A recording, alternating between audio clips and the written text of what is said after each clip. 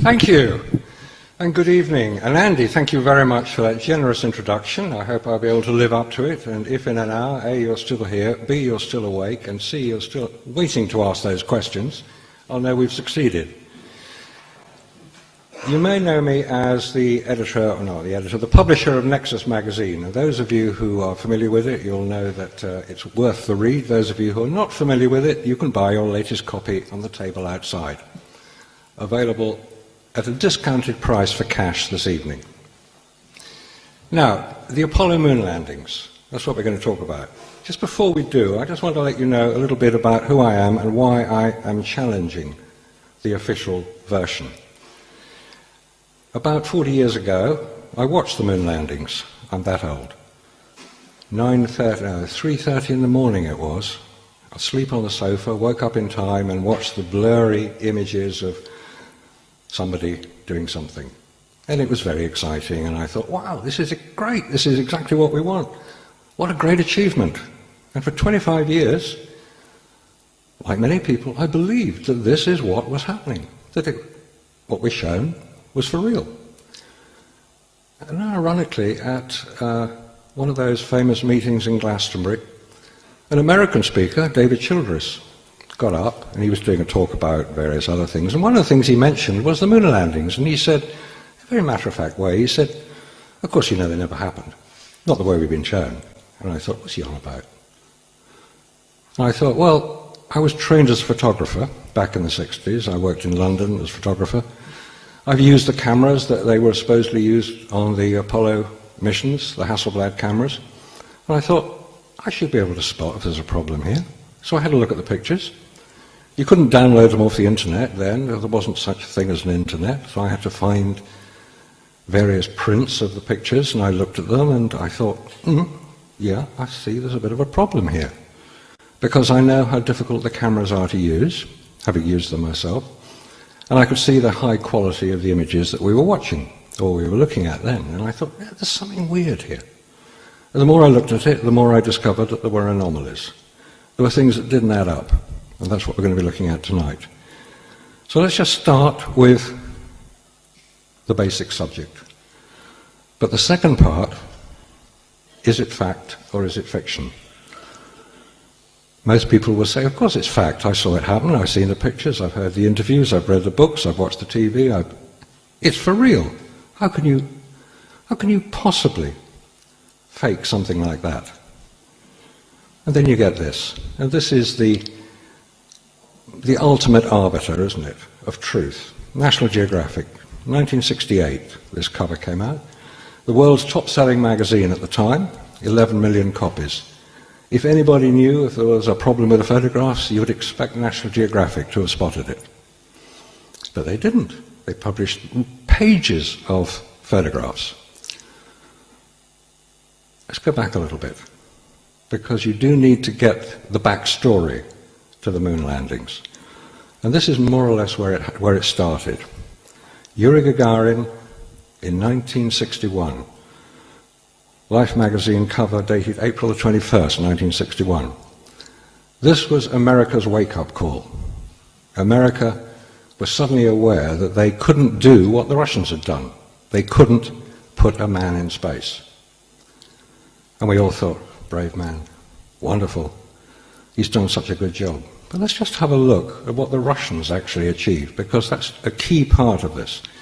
Because 6 weeks after that cover, in May the 25th, 1961, President John Kennedy got up in the House of Congress and made his famous speech to land a man on the moon before the decade is out. That was the challenge. At that point, May 1961, no American had been into space.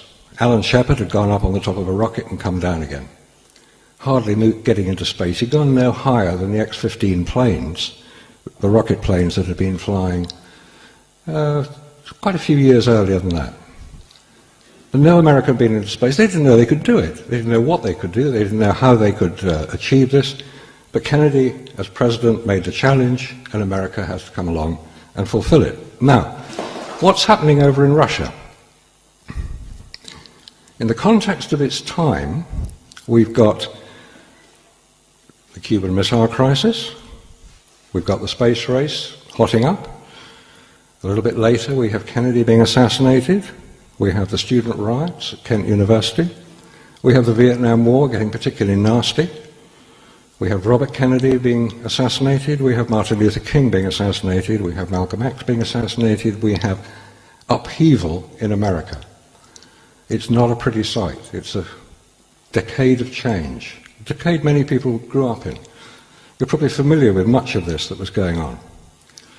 Yet in Russia, we didn't hear very much about it.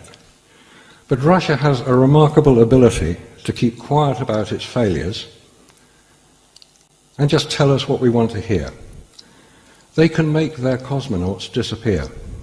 The top of those two pictures, each of those pictures, shows a cosmonaut. The bottom one shows him missing in the center and slightly to the right of the bottom one.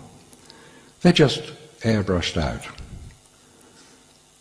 And the reason they were airbrushed out is because they no longer were alive. The man in the middle, on the top left, is Sergei Korolev, the originator and the driving force behind the Russian space program. He was a genius. On his right is Yuri Gagarin, the man we've all come to think of as the first man in space. No, he wasn't. He wasn't the first man in space. He wasn't even the second or the third. He was the 10th Russian into space. And we know that because two Italian brothers, my Italian's not brilliant. They were two Italian brothers. Giudica Cordelia was their name. And they were listening in to the Russian radio transmissions from their orbiting spacecraft. They rigged up some remarkable transmitters. Excuse me, I'll just get my pointer so we can see.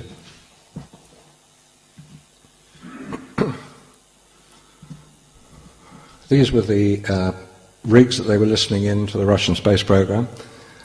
And obviously they were in Russian. So these two guys, they're quite serious about it. They're still alive today. Their sister learned Russian so she could translate what was going on. And what they were hearing,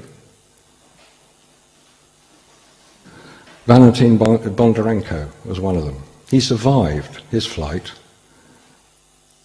but he had 100% burns. He was taken to hospital. His flight was in late March, early April 1961. The 9th Russian into space was this gentleman, Vladimir Ilyushin. The name is familiar. Ilyushin, he was the son of the aircraft designer, the Russian aircraft designer. He was Russia's top test pilot. He held many airspeed records. He was basically a hero of the Soviet Union, and quite rightly he'd achieved a great deal. On April the 5th, 1961, he was launched in a capsule very similar to that of Gagarin. And after 3 orbits, he landed. Unfortunately, he landed in the wrong country. He landed in China. He overshot. He was very badly injured. He was taken to hospital. He spent many months recovering.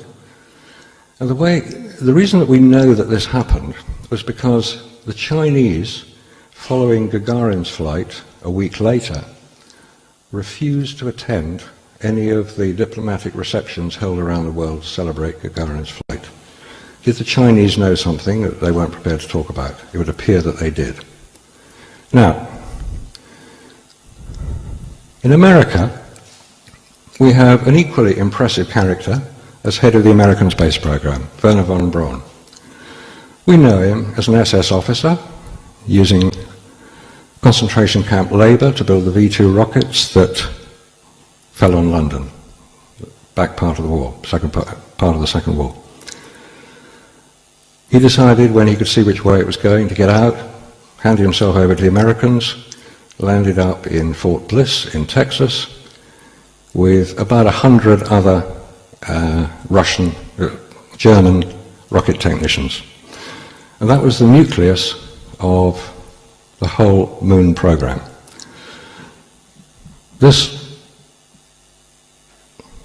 here you may be familiar with if you've seen the film 2001. This is what Wernher von Braun designed in 1952. Now, he was quite famous in America. He was promoting the space program. He promoted it basically from the early 1950s, that America should go into space. His overriding ambition was to land on the moon. That was what he intended to do. Now, at some point, after Kennedy made the announcement, and the landing on the moon, which was 40 years ago in 3 weeks' time, 1969, at some point, a decision was made that landing a man on the moon was quite easy. The problem was getting him back alive. And as it was all going to happen live on television, so we're told, a spaceman, an astronaut, dying was not quite what the Americans had in mind. So it would appear there was a backup plan. And this is the man who was asked to implement it. Walt Disney. What was Walt Disney's great stock in trade? He could create fantasy. He was brilliant as an animator, as a filmmaker, and politically, he and von Braun got on rather well. They both came from the same right-hand end of the political spectrum. Now, if you're going to go to the moon, you've got to practice. You've got to work out what it's going to look like. You've got to create various images of the moon. What we have here is a big 20-foot globe. It still exists today. It's in San Francisco. Made up to look quite similar to the moon, and for a very good reason. There's nothing secret about any of this. It was so that film cameras could be mounted on tracks. Anybody who's worked in the film business will know that's how you do tracking shots. So in order for the astronauts who are going to be in their simulators, the lunar landers, the command modules, they'll want to know what's happening outside the window. As you approach the moon, what's it going to look like? So you film it and project it onto the windows outside the simulators. Nothing secret about that at all. There's one interesting point, that there's the globe made up, and this is a more detailed version of it, and this one here is actually quite a large thing. These are two people at the bottom here. Quite a large version, and we're told, of the Sea of Tranquility. In this one here, you see there's a little girder at the top. There's a little light. These are the girders of the warehouse in which the globe is made. They're going to feature later. Watch out for them. So having created the simulation sets, they need bigger sets. They need bigger simulators. And this is built, this one here,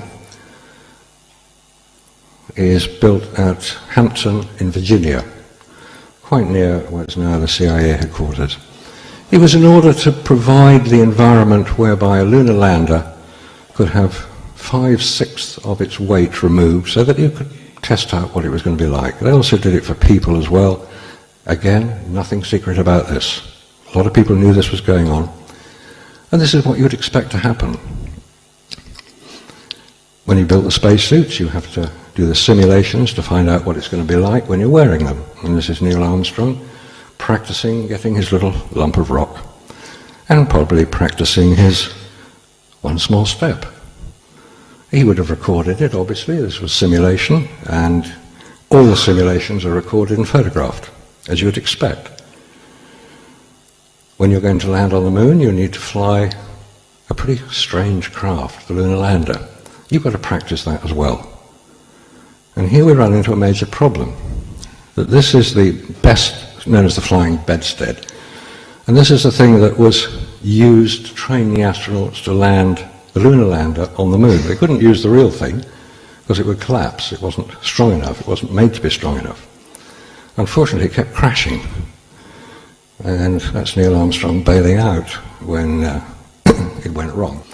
And they tended to go wrong. And it should be borne in mind that no astronaut had successfully landed a craft on the lunar surface, obviously, before he got there, but he hadn't done it on Earth either. Anyway, let's go off to the moon, have a look what happened up there. The Saturn V rocket, with its similar to the V2 markings, actually, there's 365 foot high, height of St Paul's Cathedral. It weighs the same as the roof over Wimbledon Centre Court, 3,000 tons. Big piece of kit. And at the top of it are 3 astronauts. Right up there. This is Apollo 11, so Aldrin, Armstrong and Collins will be on the top. The rocket leaves the ground, clears the tower, and between that happening and splashdown, well, it's 8, 10, 12 days later, there's only one source of information that we have access to. No independent verification has ever taken place of anything that occurred after liftoff and before splashdown. We rely on NASA to provide that information. So what does NASA stand for? National Aeronautics and Space Administration, obviously. Or possibly not. Possibly, never a straight answer. Possibly, not always scientifically accurate. Because they don't answer the question. I've asked them several questions. They've never answered. Now, having taken off, the one thing we do know that's going to happen is that we have to get through the Van Allen radiation belts. These are generated by the Sun and the Earth's magnetic field. There's the Earth in the middle there. And these are the Earth's magnetic fields, which basically form a type of breakwater to allow the solar wind from the Sun to go round the Earth. But in doing so, it traps highly radioactive particles, electrons, neutrons, protons, all sorts of weird and wonderful stuff which doesn't do humans much good. It doesn't extend out as far as the Moon. The Moon is totally unprotected. The Earth is protected. And these were discovered in 1958 by Professor James Van Allen, who put a Geiger counter at the top of Explorer 1, sent it up on one of the first rockets, and the thing stopped working. It just didn't function. And they realized it had become overloaded. So they put another one on Explorer 3. Explorer 2 blew up. Explorer 3 was sent up with a bigger Geiger counter on, and they found that space was radioactive. Seriously radioactive. However, it doesn't seem to matter if you're an Apollo astronaut. You can go through these things and it doesn't matter, because none of them have died of radiation poisoning. You're going to the Moon. This is the Moon. This is one of the pictures that was taken in 1958 by the Lick Observatory in California. It's probably the best series of photographs of the Moon, and at this point here is where Apollo 11 allegedly landed, on the Sea of Tranquility. Apollo 14 was over here, Apollo 15 up here. Basically they all landed on the front. This is the equator of the Moon, more or less across here. And one of the most prominent features is the Copernicus crater up here. And there's one crater down here called Vitello, which was photographed by the Lunar Orbiter unmanned craft in 1965. This was just one of the photographs it returned. Now, I don't know about you, but it looks like something's moved across the surface of the Moon and left a track. And when NASA was asked what these were, they said, oh, that's easy, they're rocks dislodged by moonquakes. Right. This rock is about 75 foot across, given the scale of the photograph, and it has rolled up out of a crater several hundred feet across the surface, leaving a fairly regular type of track. This is a smaller rock and it's moved further, but it's still come out of a crater. This is what I mean about never a straight answer. You ask a perfectly legitimate question, what are these? You're told they're rocks. And you say, no, I don't think they are. Rocks don't leave tracks like that. And anyway, if those were dislodged, why can't all the other ones be dislodged as well? There are plenty of other rocks around, but none of them were. However, that's almost a sidetrack. They never went back to have a look at those. But this is one of the great achievements of the Apollo program, we're told. Allegedly photographed from Apollo 17 on the way back from the moon. It's the pale blue dot, it's the blue marble, it's the photograph which allegedly fired the environmental movement, because we can suddenly see Earth for what it really is, a really very, very beautiful place. And as you circle the moon, you'll get pictures like this, which of course, equally exciting, Earthrise, wonderful. But if you say to somebody, yeah, that's a double exposure, and I've actually created a very similar picture myself. I'm going to show it because it rather spoils the image, but this is a NASA picture from Apollo 8, and you have a look at the details. This is the horizon. Apollo 8 orbited the moon at about 60 miles above the surface, we're told. So a quick bit of trigonometry will tell you how far away the horizon will be. If you're 60 miles above a circular body, how far away is the horizon? And the answer is 250 miles. It doesn't look 250 miles away.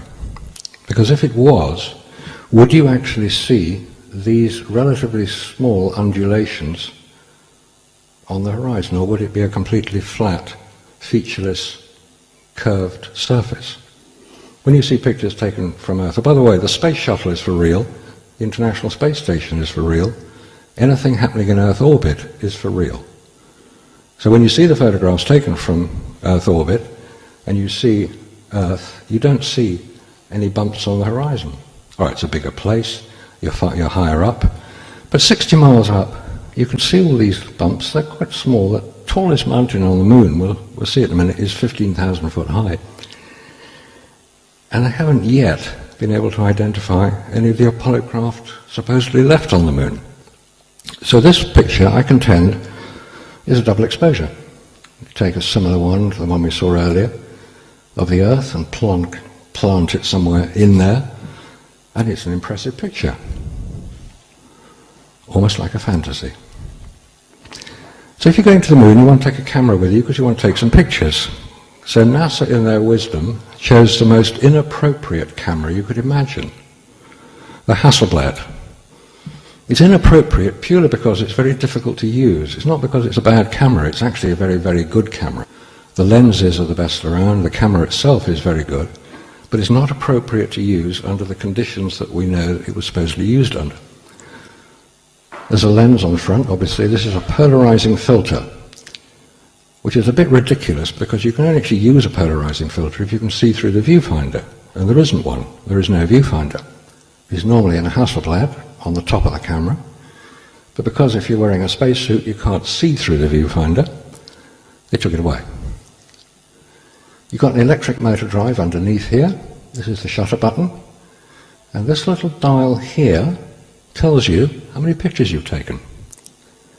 Because in space no one can hear you scream, there's no sound. You can't hear the mirror because there wasn't one. So how do you know you've taken a picture? A few years ago I was interviewed at some American program and they borrowed the lunar camera replica from Hasselblad. So I grabbed it and photographed it. These are the batteries. They are ordinary D2 batteries. They're made by Varta, in this case. Do you think they might have been affected by temperature? Like cold? Yes. The focus, shutter and aperture rings are controlled by levers, the levers there, and they're operated manually. The only automatic thing here is the electric motor drive, operated from here. There is the counter, the numbers here. The magazines, it's a big magazine here, it holds up to 150 photographs, 150 images, 35 foot of 70mm film. Same film as is used on the IMAX cinema today. So when you're in your spacesuit, this is what you see. There's your exposure meter, 125th if you're in sunlight, and 5.6 at 125th if you're in shadow. I don't know if anybody here has ever used a camera as complicated as this one, but you have to be fairly careful that you get it right, and there's something else you have to do. We'll come on to that in a minute. This is just to identify what a camera looks like when it is photographed at chest level and the same camera photographed at eye level. The point is not so much that the camera itself is very different, but the horizon. I've deliberately used a fence quite close because it gives probably an exaggerated impression of what happens. The point is that the lower the camera position, the lower will be the horizon. It's optics. It doesn't matter whether you're on the moon or the earth, the same thing will happen. But if you've got a high camera position, and I photograph this at eye level, you'll get a high horizon in the background. A low camera position, low horizon. It's important when we start looking at the pictures in a minute.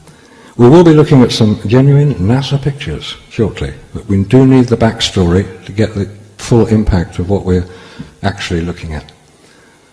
This is Neil Armstrong, Buzz Aldrin, in the lunar lander. Now, here's a question. You've probably all heard the famous landing of the Eagle. That was what their lunar lander was called, the landing of the Eagle. And it landed on Tranquility Base.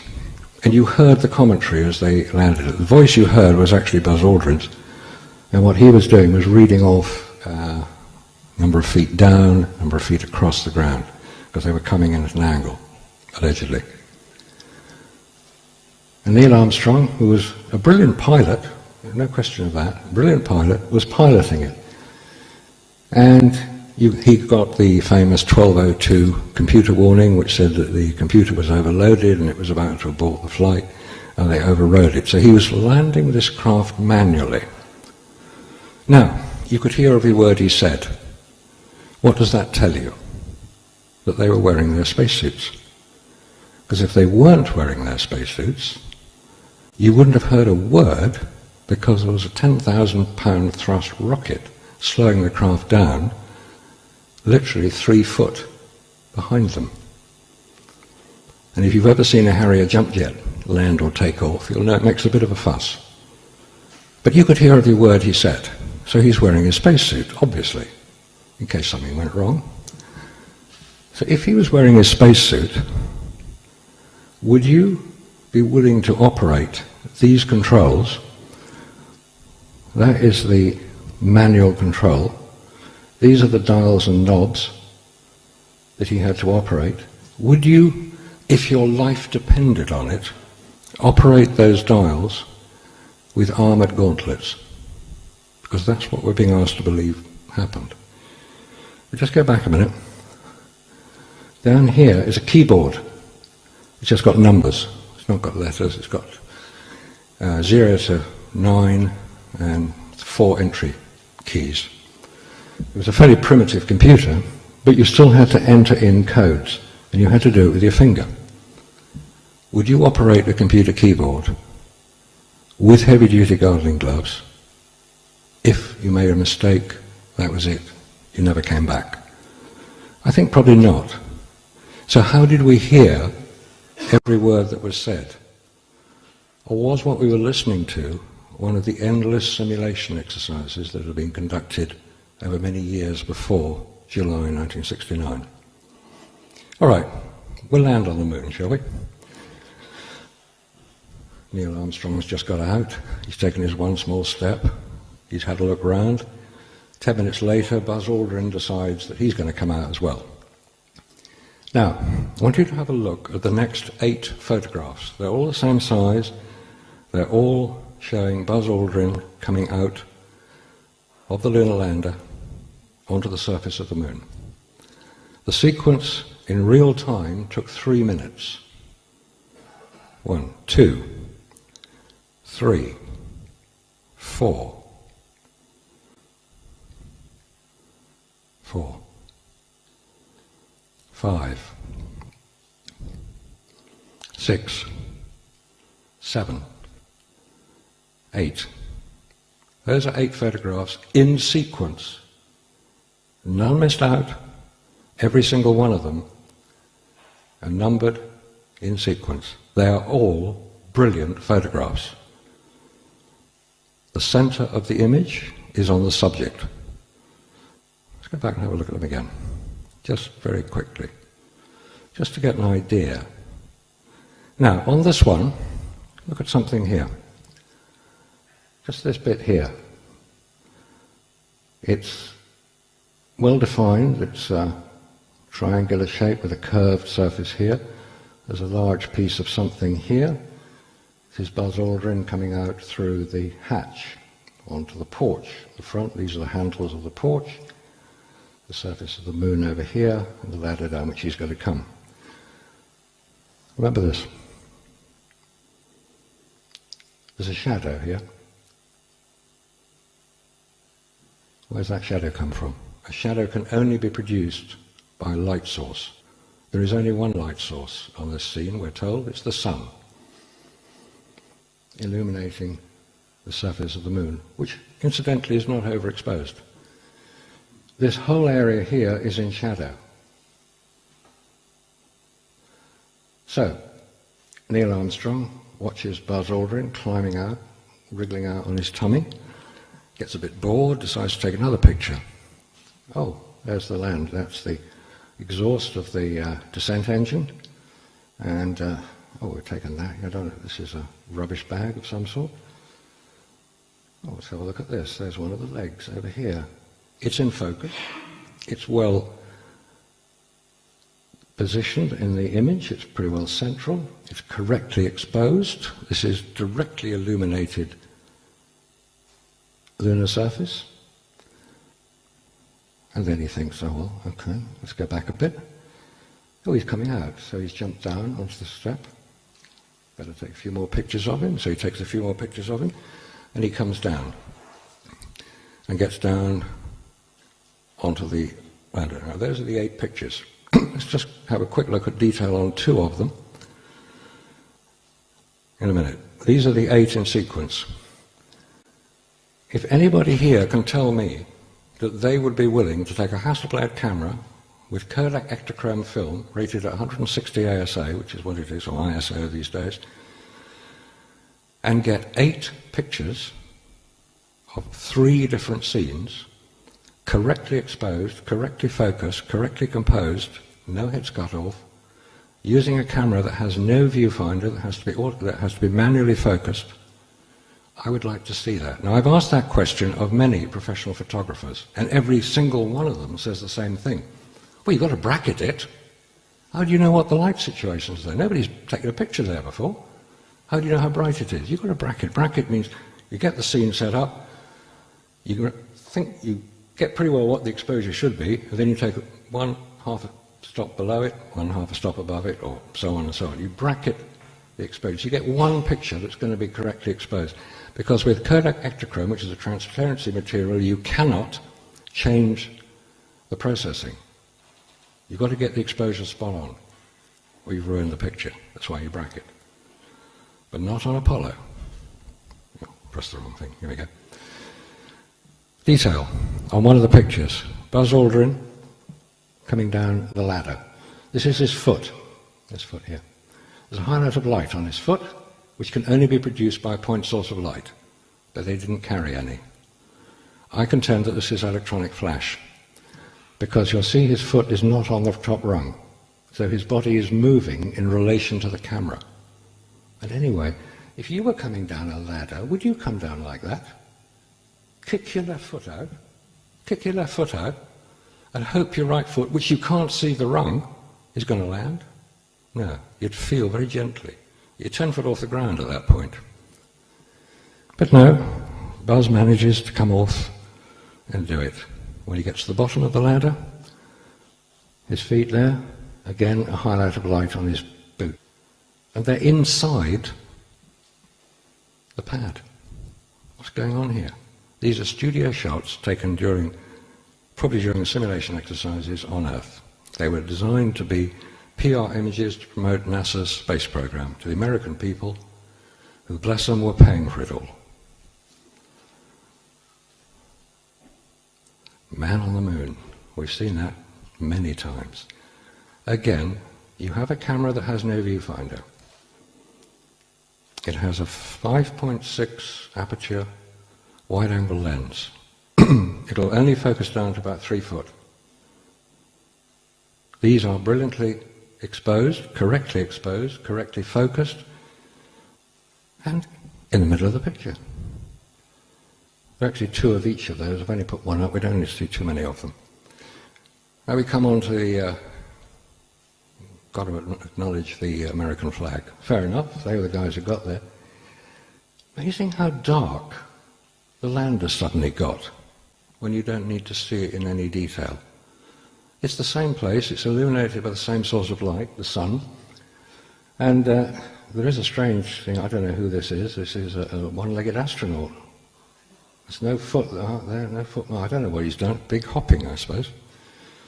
But you'll notice also that this is quite well lit up here. It's beautifully composed. He only took two pictures of that image. One of him saluting, and this is the second one. Now, here's a weird bit. This is Armstrong and Aldrin taken by the data acquisition camera. It's a film camera mounted in the craft itself, and they did one exposure every second for the whole time they were on the surface. They're both about the same height, Armstrong and Aldrin, so how come their shadows are different lengths? The sun's in the same position. If you actually do the measurements, the angle here is 26 degrees, and the angle here is 35 degrees. But the sun, we're told, was at 13 degrees above the horizon when Apollo 11 landed. It doesn't make sense. Got some strange things going on in the background here. This is lens flare. That is quite common on a Hasselblad. That is the shape of the Hasselblad shutter. But I don't know what this is. It's here again. I haven't a clue what these are. I'm not going to say they're spotlights because they do appear in other images in places where they couldn't possibly be spotlights. But who took the picture of Aldrin where you can see the top of his backpack and the top of his helmet? I don't know. It's a bit of a mystery. Here's the famous one, Man on the Moon. This is the original NASA image, as downloaded from Lunar Surface Journal. And it's a great image. It is centered, that's the center of the picture just there. And you'll see that it has been altered. It's the same image there. And this is what it normally looks like when you see it reproduced. You notice here, it's a different color to there. Basically just added a bit of black on the top. It makes it a better composition. There's no mystery about it. But it did cut his communication area off the top. There are other things about this picture. It was taken with a wide-angle lens. So why is the background out of focus? The background is out of focus here. Why does he appear to be standing in a pool of light? Here. The background, the horizon on the moon should be about 1.5 miles from an observer's viewpoint. So assuming that's about 1.5 miles away, because where they landed was pretty flat, that's what they intended it to be, it was supposed to be flat, why is the illumination level different from the foreground to the background? It's a great image in terms of what it shows, but it's not photographically correct. And being out of focus implies it was using a telephoto lens, which they didn't carry. There was only one lens on the Apollo 11, and incidentally there were 2 cameras carried, but only one was used. And the story goes that Buzz Aldrin said to Neil Armstrong, "If you're first out onto the moon, mate, I ain't taking your picture." And he didn't, because there is no photograph of Neil Armstrong on the lunar surface that is recognizable as such. I don't know if that's true or not, but it makes a good story. And here's another piece of fabrication. Astronaut Edwin Aldrin inside the lunar module after his moonwalk. Ditto Neil Armstrong. Why is one wearing a spacesuit and the other not? You'd expect them both to be dressed similarly.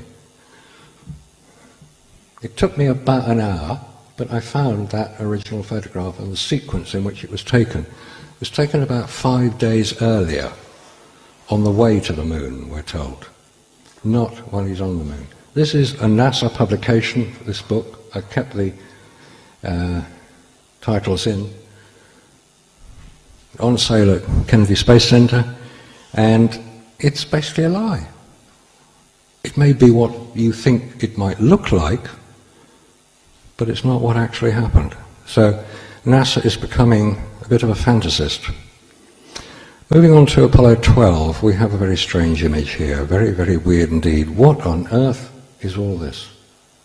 What is this? There's the lens flare. This is not lens flare. Remember I mentioned that we should have a look out for those little girders that were in the background of the globe? Possibly those are they. This is Albine on Apollo 12, taken by Conrad, and you can see where the sun is coming from, over his right shoulder. And his whole shadow area here is beautifully detailed and illuminated, which it shouldn't be, albeit it's black and white film, it's not colour. But let's just have a look at the photographer. There's the camera. What's his hand doing down here? It's nowhere near the camera. It's like it's a pasting job. It just doesn't make sense that that person took this photograph. You're looking down on the camera. Remember I mentioned about the height of the horizon? Now let's just move forward to look at another photograph, again of Albine. Look at the horizon here, the difference. Again, we have this weird stuff going on in the background, which NASA refuses to answer the question, what are they? They look like a row of spotlights. I don't know, it could be lens flare of some sort. But let's just have a look at the sequence in which those photographs were taken, similar to the ones we did on Apollo 11. And this is the actual sequence in which the photographs appeared on the NASA website. Boring, boring, pretty good. Boring, boring, pretty good. Boring, boring. I don't think so. That's not the way photographers work. That's the way fantasists work. You're expecting us to believe that the same photographer who was just taking boring pictures of this little thing here, it's called a genome. They appear in a lot of photographs and they show colour rendition. Pity it's a black and white photograph. He can do that. This is almost an identical picture to that. And then suddenly, there he is, we'll take his picture here. He's got the exposure right, the focus right, the composition right. And he thinks, we're going to do something else now, we're going to take another picture of that little genome here, and here it is again. Oh, he's back, we'll take another one. From another position. I'm sorry, I don't buy it. I do not buy that this is genuine photography. This is fantasy. Now we come on to some work that's been done by an American photoanalyst called Jack White, who I met, I've never met him, I've spoken to him on the phone. I did an interview on Coast to Coast AM in America, a 3-hour radio interview. I was sitting on my sofa on the phone and he was in Las Vegas. And we chatted for about 3 hours, all about the Apollo stuff and how it never happened and all the rest of it. And one of the people who emailed me afterwards was Jack White and said, look, I've got some pictures which will back up a lot of what you're saying. And I said, well, the best thing for you to do is to send them over to a particular website, AULIS, A-U-L-I-S, we'll get the detail at the end. And that's David Percy's website, who's done a lot of work on the whole subject. So he sent them over to him, and David Percy published whole series of these photo analysts. This is one of them. This is Apollo 12, and this is one of those strange shadow angle pictures that we all hear can't possibly happen and how get poo-pooed all over the place. But would somebody explain how, if the photographer has got his back to the sun, which he obviously has, this thing here, it's not that far away, it's the Surveyor 3 craft which supposedly landed, how the shadow goes that way? I don't get it. Can somebody explain? Because it appears to be a composite. And here are the models that are being used on Apollo.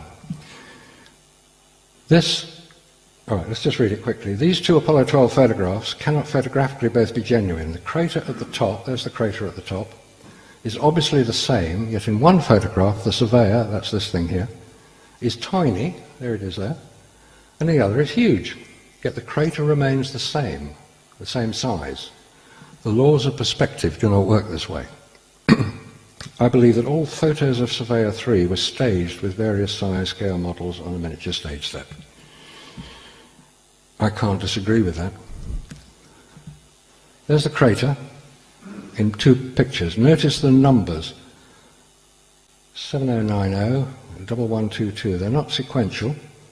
AS is Apollo Saturn 12, magazine number 48, magazine number 48, that's 46, 48, and that's photograph series number. It doesn't mean to say there are 1,000 photographs in the magazine, it's just the number that they were numbered with. But would you agree that if you put an object there and you get a background object of that sort of size, it can't possibly be the same object with that background object of the same size taken from further away? It doesn't seem to make much sense. Miniature stage set models. And here we have one of the great anomalies of Apollo. This is Apollo 14. How is it possible for a camera pointing directly into the sun to have the silhouetted side of the subject lunar excursion module, the LEM, to be perfectly exposed? The LEM silhouette should be as black as the shadow. Additionally, a circular halo is not a true photographic result of pointing a camera directly at the sun. You don't actually point cameras at the sun. It's not a wise thing to do. It doesn't give you a very good photograph, except if you're on the moon. Then it gives you a wonderful photograph, because it also allows you to see every detail in the shadow area here. And you can even illuminate things like this, which are underneath the lunar module. But the shadow, of course, is boring, so that's black. I'm sorry. This is a beautifully staged recreation on a stage set. I don't know where it was. It was probably not even a secret. There were professional photographers around photographing all the training and simulation exercises. This is just one of them. If you actually then examine in more detail, all the Apollo photographs have these little crosshairs on them, reticules they're called. They were put in a screen in the camera itself, and they appear on every photograph. However, on these particular ones, they appear to be lifting, which shouldn't happen. And if you then actually examine the light, it looks like a spotlight. It doesn't look like the sun, but you can see the thing inside the bulb. Right, let's do a little experiment here. This is the same lunar module on Apollo 14. Okay, quick question. What's the temperature of space? Temperature of space is minus 270 degrees Kelvin Celsius, very cold. So cold nothing moves. Unless there's something in space to have a temperature, like a spaceship, or the moon, or the Earth. Then it gets heated by the radiant energy of the sun. So you put a spacecraft on the lunar surface, like this one, and you sit it there. What temperature is it going to be? When it's been sat there for a couple of days, 48 hours in direct sunlight, is it going to be hot or is it going to be cold? Logically, assuming that the craft is full of air, which is what you'd need if you're going to survive as an astronaut, it's going to be hot. You try getting into your car when it's been sat in the sun for a few hours. It's pretty hot. There's a technical formula which I won't go into. It's called the black body radiation formula, which you can use something called the Stefan-Boltzmann constant to work out the temperature of any body in space. And if you do the calculation, this spacecraft should have a temperature of 240 degrees Fahrenheit. Reasonable sort of temperature. How do you keep cool in that temperature? You can't use air conditioning because you're in a vacuum, which is the best insulator there is. So you have to use radiant. You basically collect the heat, and you either evaporate water across a piece of metal, and violent evaporation of water will remove heat, or you can radiate it out into space.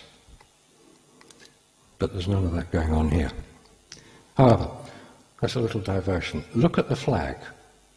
Remember the flag, and remember this board here. It actually looks like a checkerboard. We're going to flip that picture over. So the checkerboard is here, and the flag is here. It's just a reversed image of the previous photograph. And then you get this. Then you get this. This picture, the top one, black and white one, appears in a book I'll show you in a minute. And here is the checkerboard, and this is the lander, and there's the flag. It's moved. This is the golf shot. This is the famous Alan Shepard taking a golf ball to the moon and see how far we can hit it. Oh look, there's the golf ball. He's hit it a long way, he tells us. I'm no golfer, but he's supposed to have sliced it. How do you slice something in a vacuum? I don't know. Anyway, what have we got here? We've got the American flag, which is not quite the same as it was in the previous picture. We've got the golf ball here. We've got Alan Shepard here. We've got Ed Mitchell here. We've got their little trolley. They carry their experiments around with them in. And this is what's called the S-band antenna, which is pointing at Earth, so that you can communicate with Houston. And it's a fake. Complete fake. It's a Hasselblad image. You've got the crosshairs there. And it appeared in this book called Moonshot. Golf Shot, Moonshot. Introduction by Neil Armstrong. Alan Shepard and Deke Slayton, they were the two of the most senior astronauts around.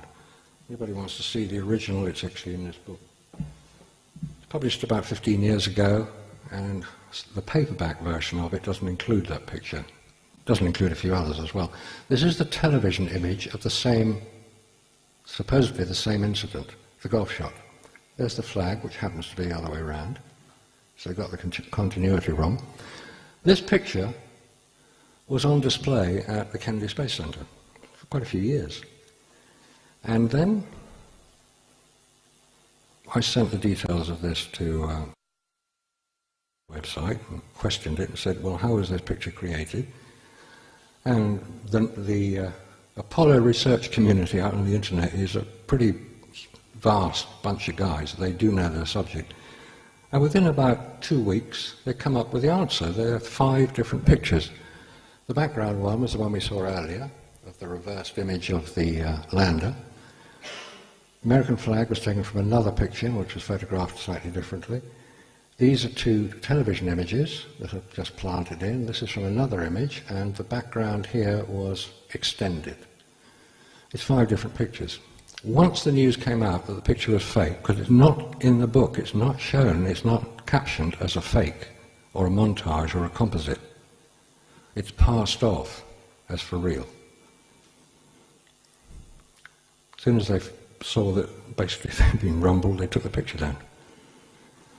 Okay, let's move on to Apollo 15. This is the landing site, Apollo 15. This is the Hadley Rill, so called because it looks like, I don't know, a collapsed volcanic tube is what we described as. A rill, a little sort of winding thing. That's where Apollo 15 landed. Okay, this is where they landed. That's the mountain in the background. It's called Mount Hadley Delta. Just to give you an idea of the geography, there's Mount Hadley Delta, and there is a little crater just here, which you'll see in a couple of the other pictures. This is Mount Hadley. This is supposedly the highest mountain on the moon, about 15,000 foot above something. Not above this particular area here, but above something else, because obviously this is deeper. This is a little bit lower, 13,500. So let's call it about a 7,000 foot mountain above the surface. So when you've got this image here, there's Mount Hadley Delta behind you, there's the crater over there. Does that look like a 7,000 foot high mountain? About 3 miles away, because that's the distance away from where the camera was. No, it doesn't. It looks like Snowdon's little sister. Not very big at all. There's a straight line across here, there's another one across there. It's almost as if the foreground, which is very detailed, is not the same as this. They're using cameras which have some of the best lenses around. They're not getting any detail. Now here we have an even weirder situation. These are the 2 Apollo 15 astronauts, Dave Scott and Owen. I know he's Dave Scott because I think he went out with his TV newsreader. Right, Scott and Owen photographed each other standing by the flag. To take the photographs, each must have had a camera on their chest plate. Right now, notice the picture numbers. AS-15 88 11863 and AS-15 88 11866. There are only 2 pictures between these two, so it's on the same roll of film. The resulting photograph shows Scott, here, with a camera on his chest, here, as Owen takes his picture, obviously with another camera. But when Scott photographs Owen, Owen has no camera. Where do you put it? Did he drop it? Or what? Or is it yet another of those supposedly in sequence photographs which they forgot the continuity? They're both supposed to have had cameras. Only one of them has.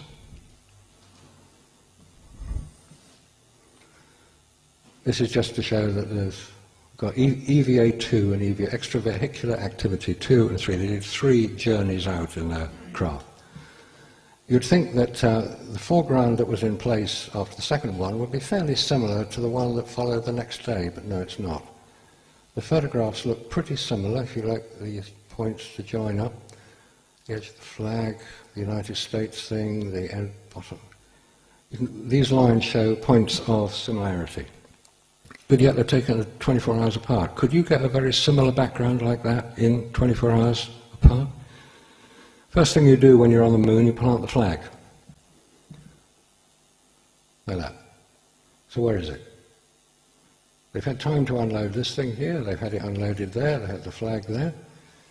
Where's the flag? It's gone. Didn't fall over, but it's just not there. Continuity again. All right. Now, here we go, a weird one here.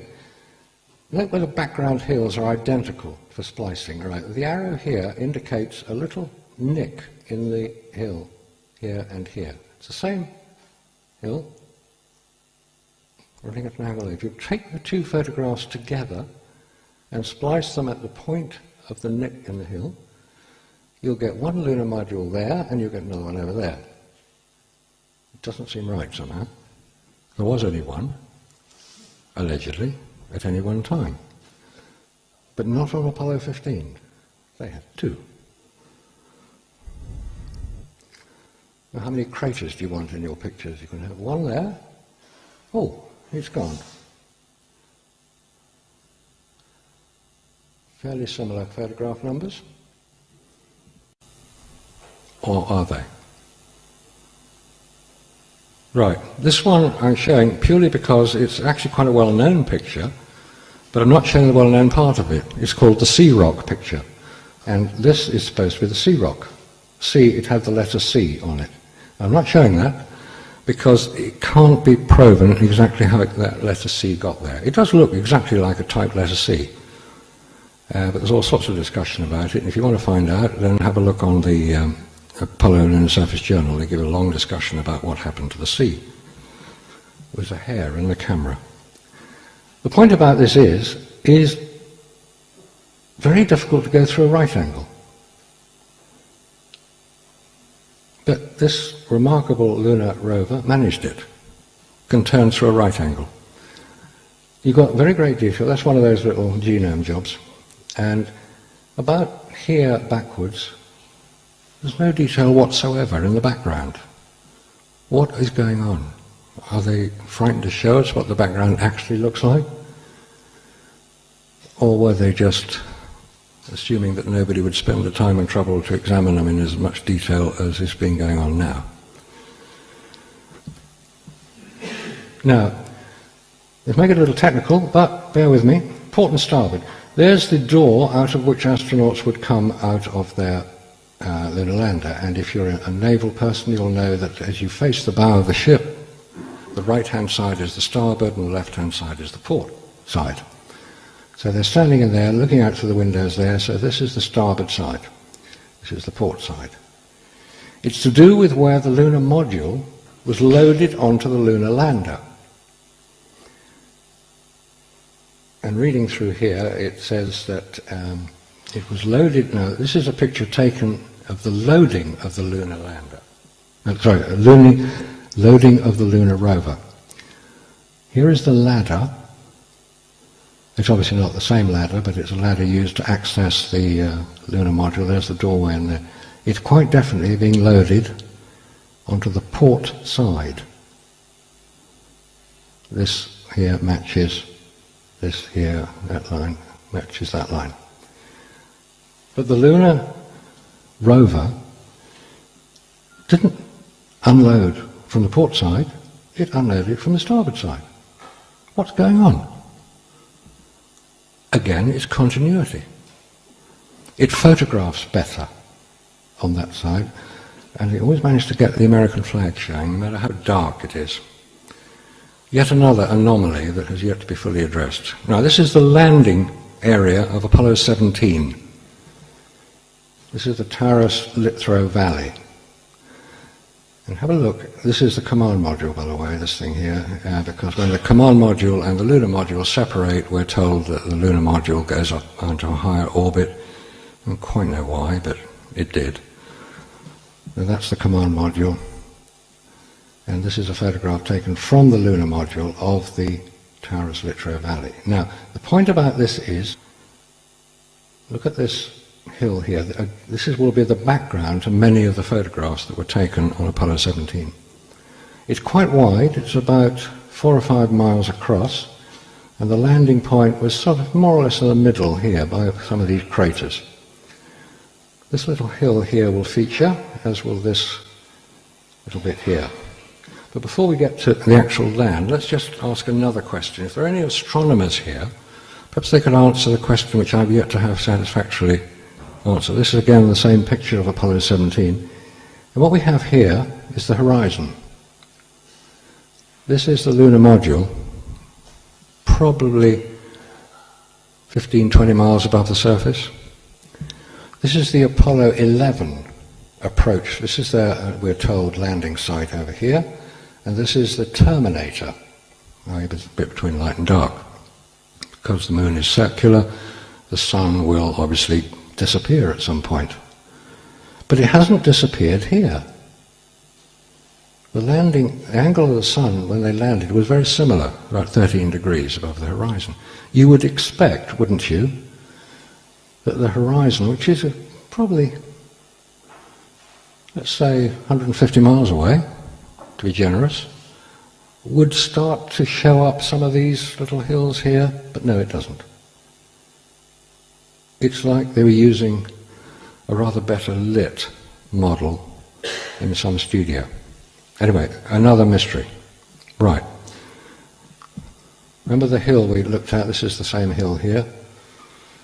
Same hill here. This is what's called the split rock. This was photographed on Apollo 17. And where's the lunar module gone? It seems to have vanished. We're told it was somewhere about here. Now that mountain is about 4 or 5 miles away, so fair enough, it's going to be a bit small to see it. Ah, there it is. Found it. Oh, this is the same mountain. What's going on? you'd think that, all right, you can get a long way away from something, and yes, the mountain behind might look quite big. But if you get close to it, will the mountain look the same size? And then if you take this bit here, this would be the equivalent of a telephoto shot, the mountain looks huge. This image and that image are the same. Same mountain, lunar module, now where's it gone? It's the same area, it's quite a long way away. You'd expect the lunar module would be at least somewhere in that picture, but it's disappeared. What is going on? These are all Apollo 17 photographs.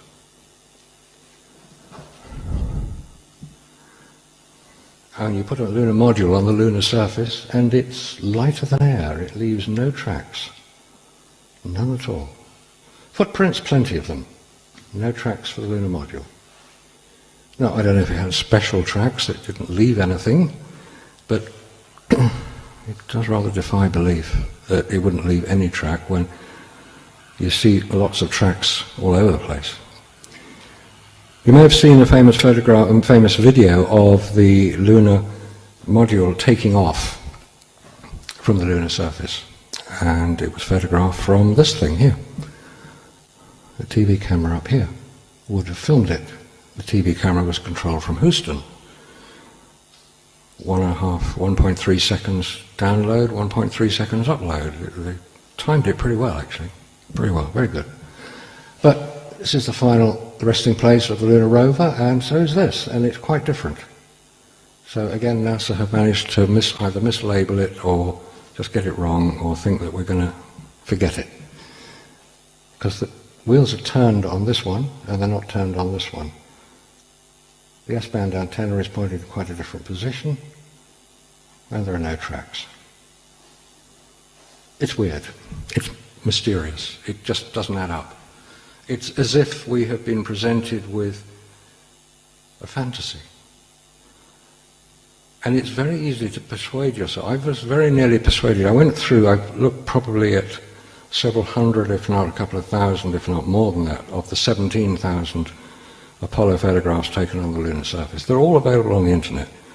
And if you go through them in sequence, which you can quite easily, you go through them in the sequence they were taken in, and most of them look pretty good. That's the sequence you would expect, until you come across some of the ones that we looked at earlier, and it destroys this whole concept. It's almost as if it's been slipped in. Now, so is it fact or fiction we're looking at? When I do presentations like this, I'm normally asked three questions. Why didn't the Russians blow the whistle? Well, where did they get the rocks from? And they put reflectors on the moon, so they must have got there. Those are the three major points that come up. Let's deal with them. The Russians. Sergei Korolev had died in January 1966. That middle picture is Yuri Gagarin's lunar capsule, orbit capsule. He was never photographed in it. He was never photographed getting out of it. In fact, when he was found, he was in his parachute costume, and it landed in the training ground that he trained as a parachutist. There is strong evidence now that Gagarin did not complete the orbit. He was chosen as a PR, for a PR stunt, basically, to beat the Americans. The next picture of Yuri Gagarin is him 6 years later, just before his fatal accident when his plane crashed. His body was never recovered. His wife, when awarded the Order of Lenin, the highest award in the Soviet Union, refused to wear it. The Russians have a backstory which is only now becoming available. On April the 12th, 2001, Pravda, which means truth in Russia, whether you believe they say the truth is another matter, Pravda made an announcement. They said that Yuri Gagarin was not the first Russian into space. There were 9 previous ones, starting in 1958. So the truth has come out of Russia. On July the 21st, 2009, the 40th anniversary of Apollo 11, we are told that NASA will make the announcement that they have discovered the films that were taken on Apollo 11. And we're going to see some really high quality images. So it looks like the lies will continue. The rocks. I've got one. It's a piece of moon rock. It's quite nice, isn't it?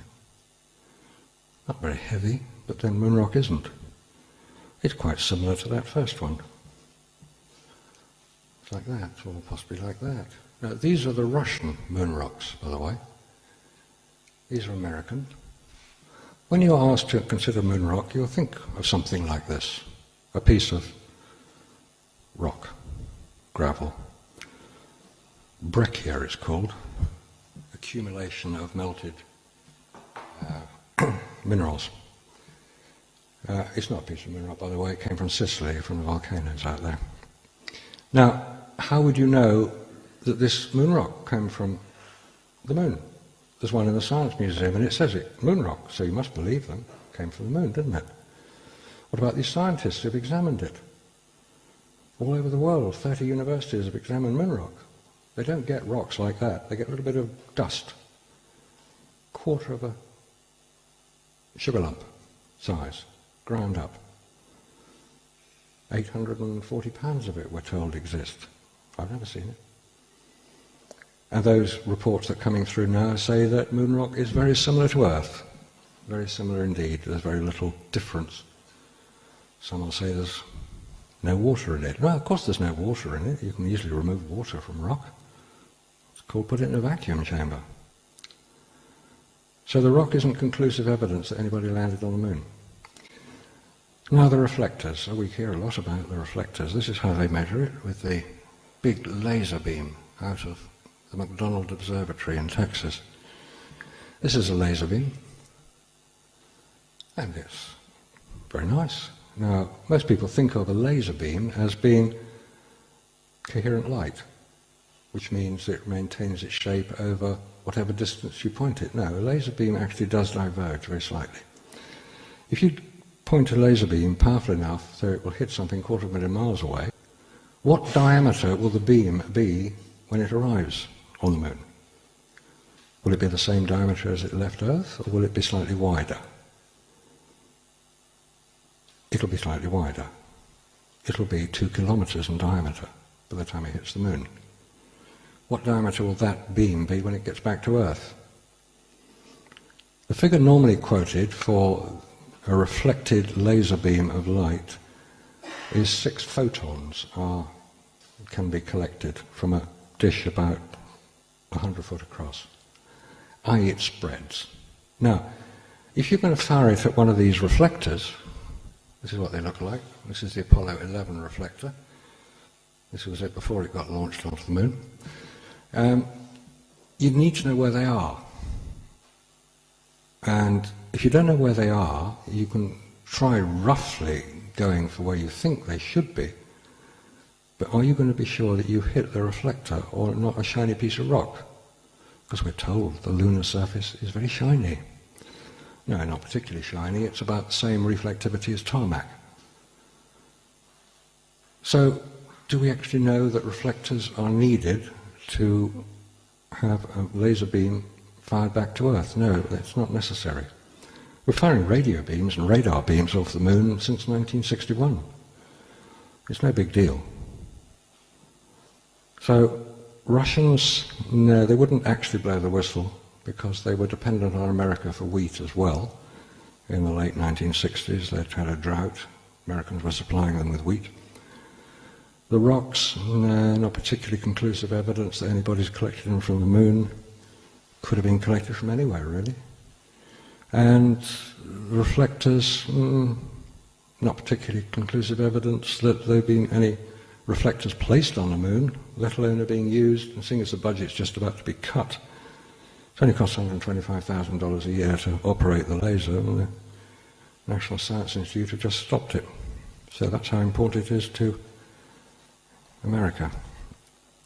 But the three things that are essential to understanding Apollo are the temperature of space, we've discussed that already, it's very cold. The vacuum of space, there is no pressure in space, that's why there's no water on the moon. The Lunar Reconnaissance Orbiter is going there, it's actually there now, it was launched last week and it's there now, and it's looking for water. They won't find it because what does water do in a vacuum? It evaporates and it just disappears. But the real showstopper of space is radiation. That's why the Russians actually gave the game away back in 1969 when they were asked through Sir Bernard Lovell, who was at that time head of the Jodrell Bank radio telescope, who was tracking the Russian craft, and he was asked to ask the Russians when they were sending men to the moon. Reasonable question. And the Russians said, we do not intend to send any cosmonaut to the moon until we can ensure their safe return due to the dangers of radiation. The Russians, ironically, are more honest than the Americans, and they did tell us what was going on. So as regards this whole farrago, this whole strange story, we're going to get some more of it tomorrow night. I'm with astronaut 4 on this one.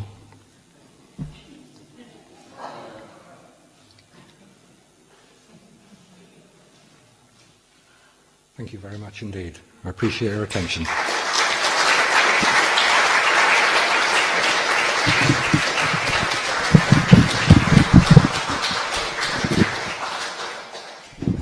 Okay. Questions? Does anybody have a question? Yes, gentleman in the middle there. Yeah. If you could speak up, that'd be good.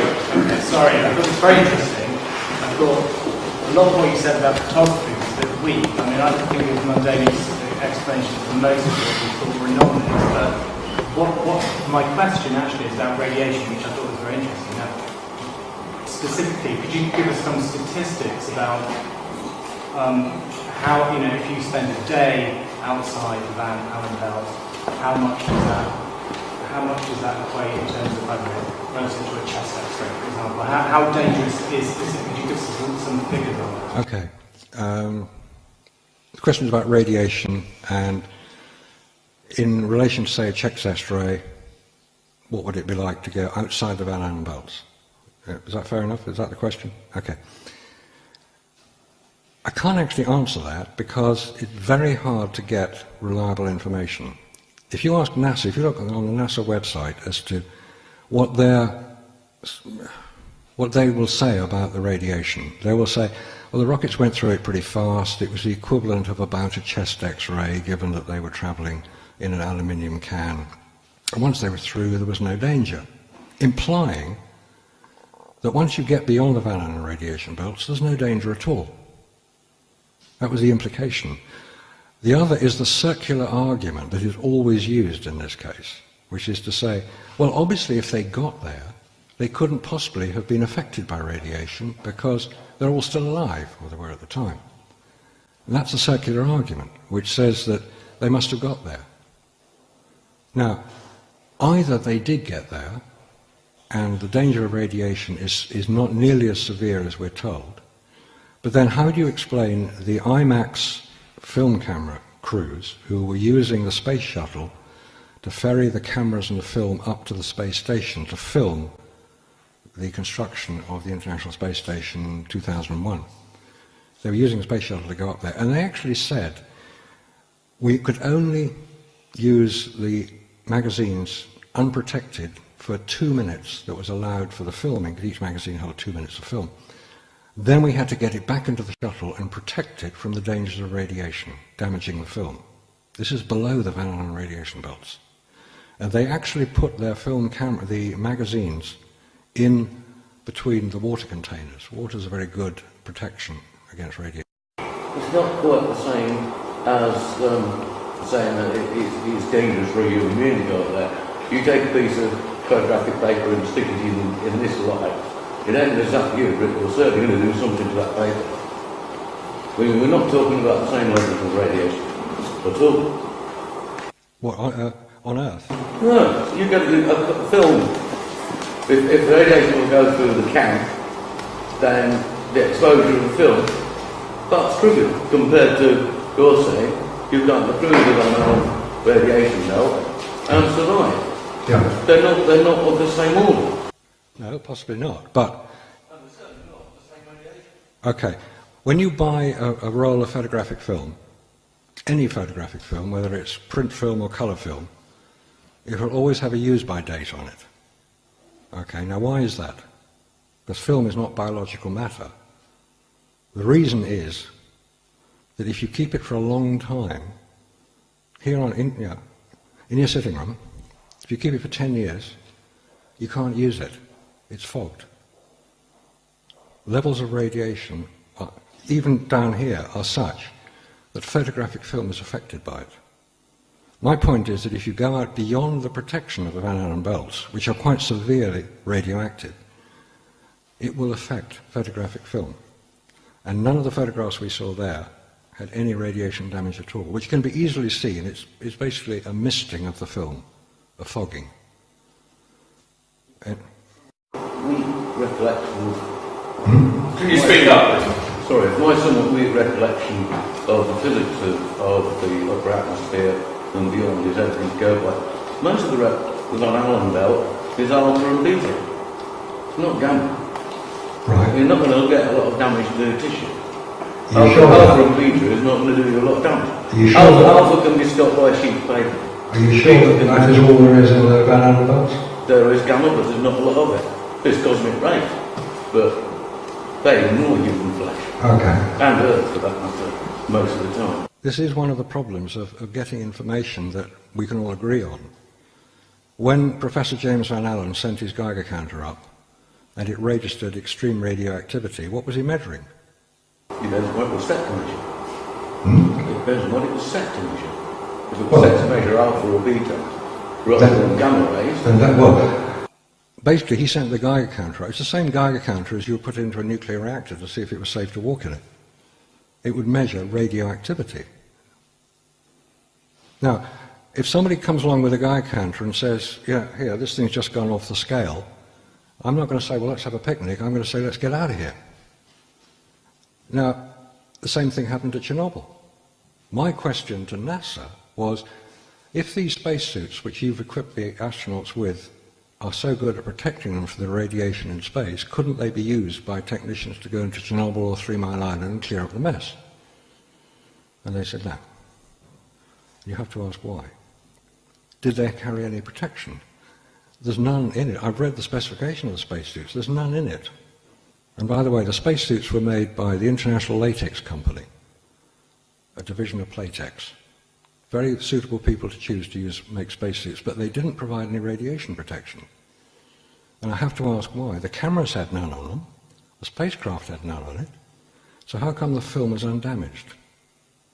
Now, if I say that no living person has travelled beyond the Van Allen radiation belts, I'm probably stretching your plausibility threshold too far. But think about it. If you agree that radiation is not a danger, why has nobody ever gone beyond them since? Why have the Russians never attempted to, having said that they didn't want to harm their own cosmonauts? There is a major problem. There is a question that has yet to be answered. And that's all I'm doing. I'm saying, well, let's try and answer the question. So if there's a nuclear physicist here, am I right that there's a danger up there? Or is it safe to go and sunbathe? Because we get a great tan on the moon. No clouds. Okay, let's have another question. Well, that's just standing up. I suppose we'll let you. Go on then. Well, this is changing tack a little bit. I think some of those the photos that you showed are convincing in the sense that they were used to aid publicity for NASA later. Photos are fake. That doesn't mean that lunar landings never took place. It's more an understanding of human nature and conspiracies. Conspiracies can succeed over a period. A very few number of people must be involved. Someone's going to blow the whistle for whatever reason. They have. Well, 400,000 people worked for NASA, directly worked for NASA during the 60s. At the time of Apollo, there was actually not quite that number because they didn't need them to build the rockets, they'd all been built. Well, let's say 400,000. A lot of people. Can 400,000 people keep a secret? Yes, of course they can. Did the 400,000 people who worked for Apollo keep it? They didn't need to. I'm saying that they could keep it. The Manhattan Project was kept secret. The Enigma Project was kept secret. There are many examples of large numbers of people being aware of something and not talking about it. However, if what I'm contending did, not many people would need to know. Not many people would be required to know, because they were all doing the very best job they could. They were building the best rockets they could, the best spacesuits, the best control centers. They were doing the best training they could. They were doing the best PR they could. They were producing the cameras and everything that was required. The point I made there, as soon as the rocket cleared the tower, that was in Florida, the next thing you know is that Houston, in Texas, 1,000 miles away, take over. If you've ever seen the Mission Control Center, if you've ever been in there, the only thing we ever see of it is the control room, where all the television screens and the important-looking people are saying yes up and no up and all the rest of it. What you don't see are the computer banks behind there, running the simulated programs alongside other programs. This is going on the whole time. You see them reading their computer screens. What are they reading? What are they actually reading? What we think they're reading is direct transmission from the command module or the lunar module. No, they're not. That's not what they're reading. They're being fed information. You see the pictures, man on the moon, Armstrong walking down. Was that real? I can make a very strong case for saying it was recorded many times. That he actually had to say the line several times. He kept fluffing it. He wasn't an actor. That's why you never see his face. You know, I can go on, it doesn't really matter. The point is that there are anomalies which have yet to be properly addressed. Now, you may have seen the program NASA Triumph and Tragedy last Wednesday. And it was a brilliant program. All the astronauts were there. Totally convincing. We're going to get another dose of it tomorrow, and I shall watch it again. It'll be totally convincing. And you'll think about, who was that chap yesterday who was talking about this? What was he on about? That's what propaganda is about. And there are some brilliant exponents of propaganda. We were all convinced that a certain gentleman in the Middle East had weapons of mass destruction. He didn't, as it turned out, and fortunately it could easily be found whether he had or not, because you just go and look. Nobody can go back to the moon and look. And that's the problem. So the plausibility threshold is probably set a little bit high. That if I'm asking you to take on board the fact that something that for 40 years you may have thought is ludicrous, may well have a degree of truth about it, is a difficult step to make. And it took me a long time.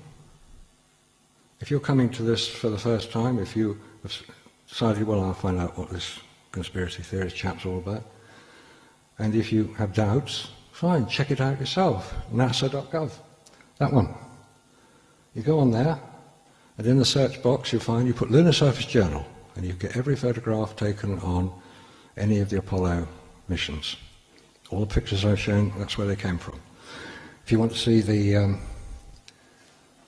it doesn't show up very clearly, it's Aulis, aulis.com, aulis.com, if you want to check some of the photo analysis and the stories. David Percy spent 8 years researching it. There's a lot of this around. So, if you're convinced, great. If you're not convinced, fine. You can have a lovely future. Let's have another question. Lady here. Two questions. Yeah. One is about the flag, but it was wind or something. You didn't mention that. It was the flag, if you just put a flag up, it would just hang down unless it was wind. And that's the first question. The second question is, why hasn't America, NASA, taken someone else to the moon? Why, for 40 years, if it were correct that they did land on the moon, why would they not be back to do more research and so on? Those two things to me I've always, since I've seen programs like the ones you're talking about, it's always made me think, well, it's false, all of that. Okay. Yeah, good question. Well, two questions. Flapping flags, and why haven't they been back? All right. If you're in space, there's no wind, so there shouldn't be a flapping flag. There are 3 points usually that people will bring up to discredit those who might question NASA's achievement, which is, one is there are no stars in the sky of the pictures, but of course there aren't because the camera wouldn't record them. The film isn't sensitive enough, and the shutter speed to record the fully lit foreground will be too short an exposure to record stars. However, there's another point about stars I'll come back to. As far as going back is concerned, in 1492 Columbus discovers America, or rediscovers it. There are people already there, as far as the Europeans are concerned. 30 years later, Spain is in charge of Central America. 1785, Captain Cook discovers Australia, or rediscovers it. 30 years later, Britain shipped its prison population out to Australia. So it's no big deal. 1969, man lands on the moon.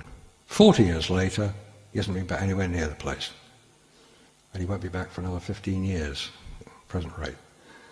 Was it that hard to get to in the first place? Not if we're going to believe the technology of the 1960s.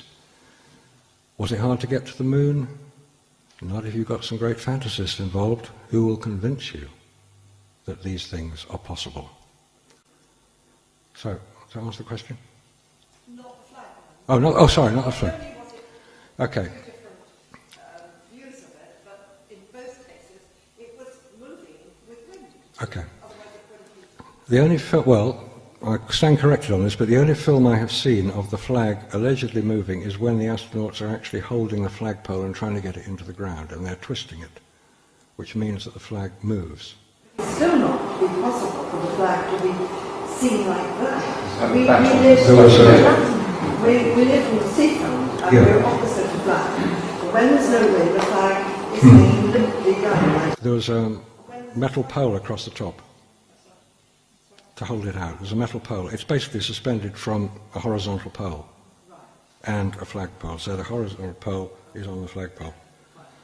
But when it's twisted like that, it appears to flap. But I've never seen the flag move if nobody's touching it.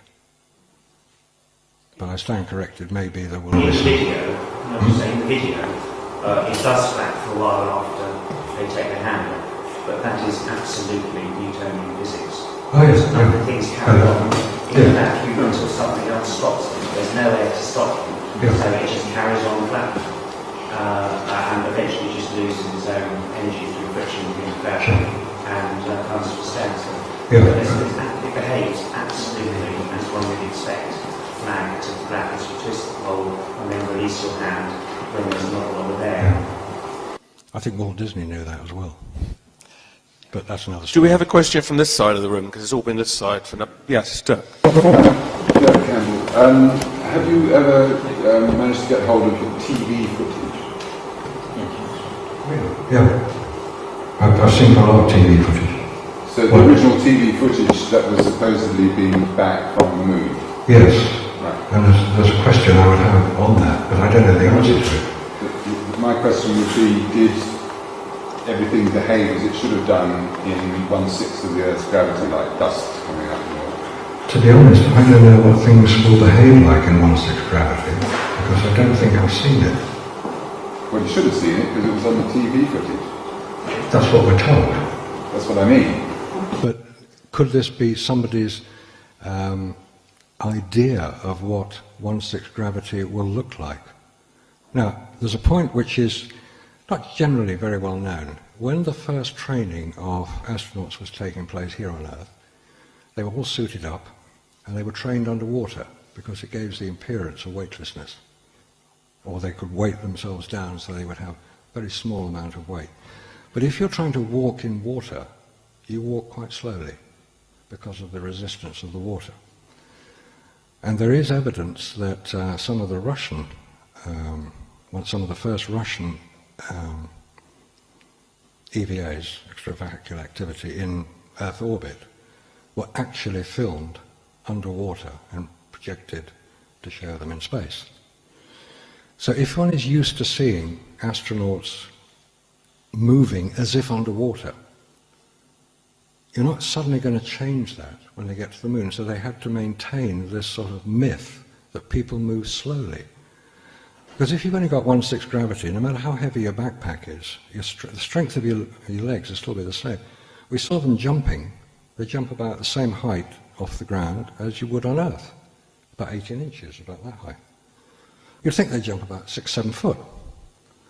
When Alan Shepard hit his golf ball, you'd think it would fly out of sight. Went about 50 foot. Well, he wasn't a very good club, admittedly, and he wasn't Tiger Woods, but he didn't hit it very hard. What's the explanation? The explanation is that it is what we have become so used to. I mean, the official explanation.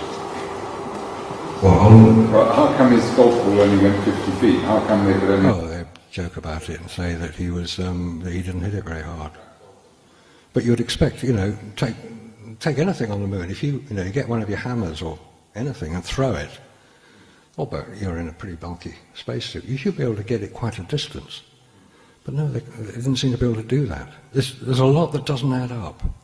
But because we want to believe that man has achieved this great goal of landing on the moon, and he did it, and there was no danger, nobody died, even though Nixon had a speech specially written if some of them did die.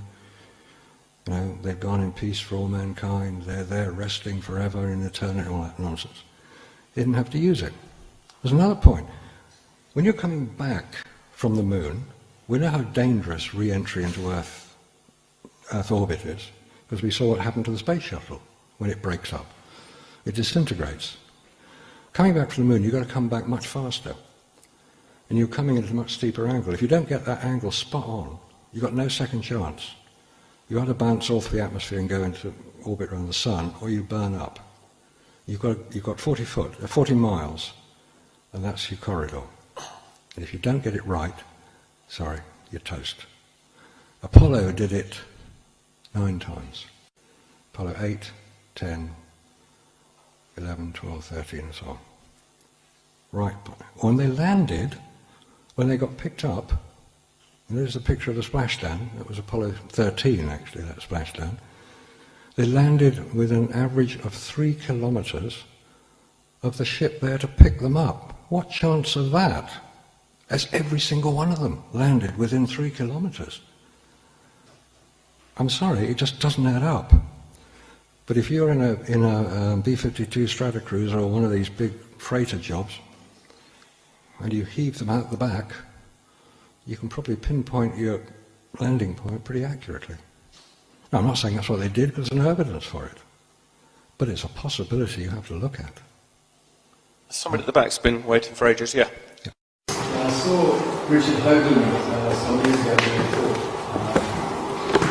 and he worked with NASA. I'm sure you know about his theories. I was wondering, he's suggesting that there's a lot of structures over there, life,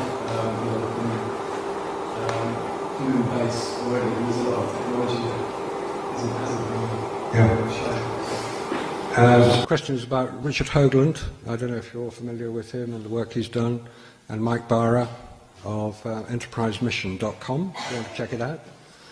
Richard Hoagland has a very strongly held view. He did work for NASA, he worked for Walter Cronkite, as he keeps telling us. He's a respected journalist and author. He's written several books. The most recent one is The Secret History of NASA.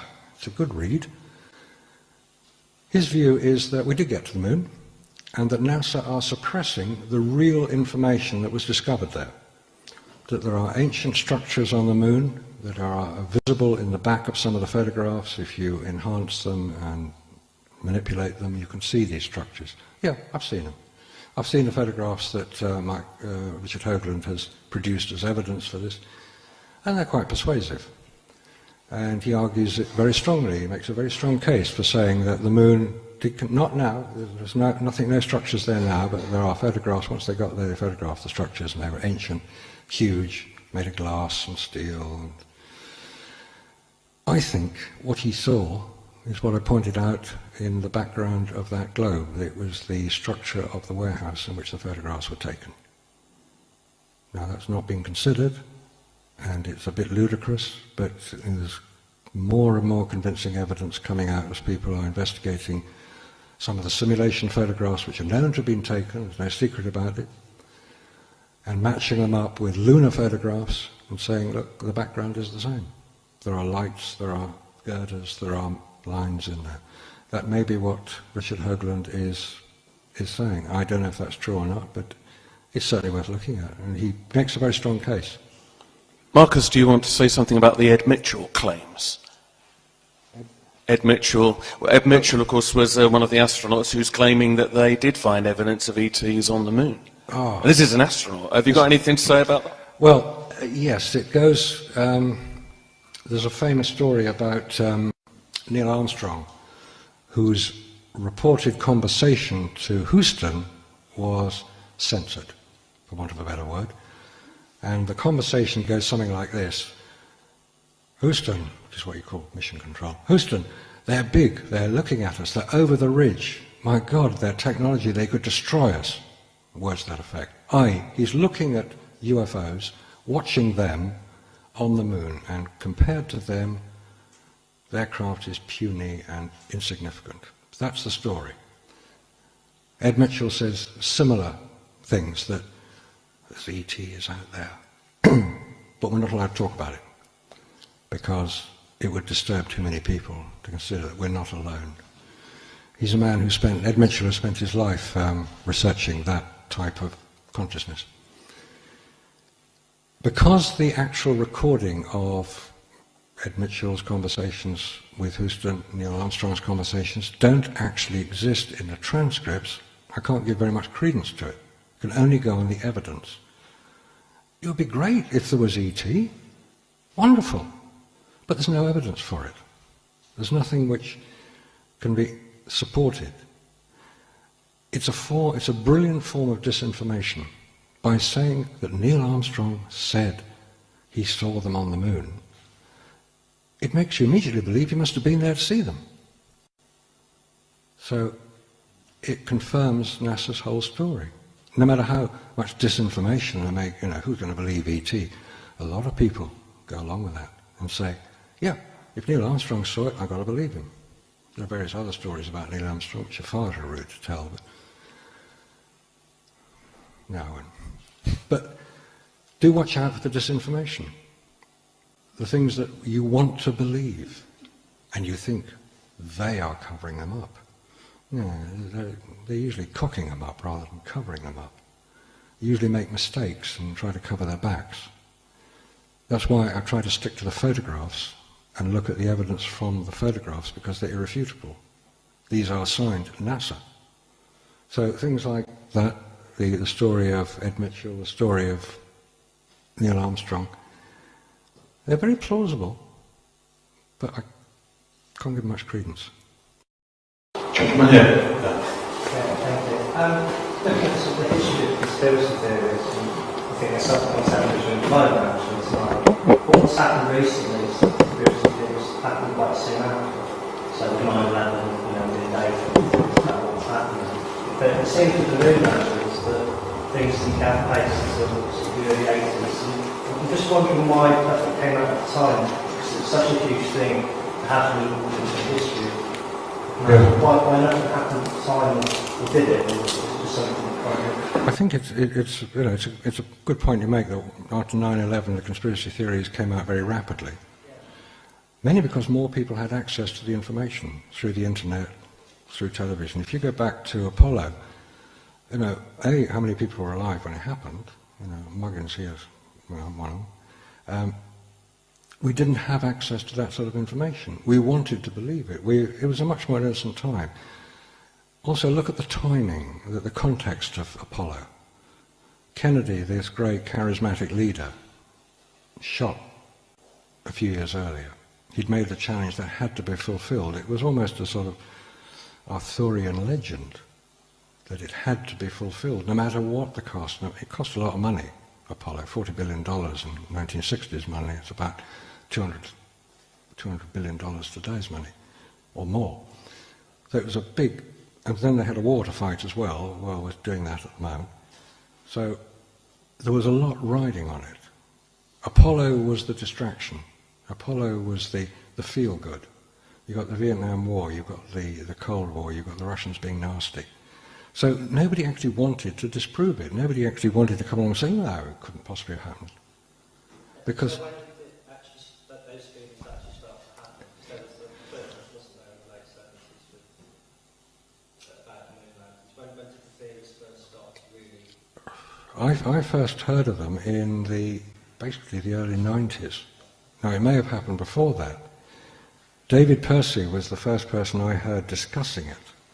He published his book Dark Moon in 1999.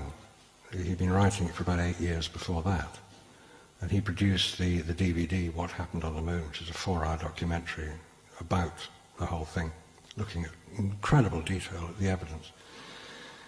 Then other authors have come along. There's a German author, Gerhard Wisniewski. His book, One Small Step, is from a German perspective, and he actually went over and interviewed a lot of people in America on both sides. There's Ralph Renee, who wrote the book NASA Mooned America. That was early 90s as well. The first person was probably, his name's gone. Casing. Bill Casing, who wrote the book $30 Billion Swindle. Not desperately convincing, but it got the thing moving.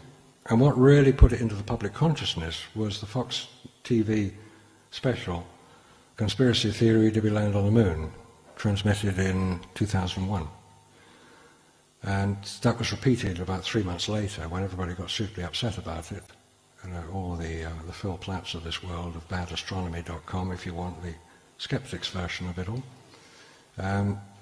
who are poo-pooing it. So there's a big fight going on all the time. There are a lot of websites which say, who are these hoax believers? That's what I'm called, a hoax believer. HBs.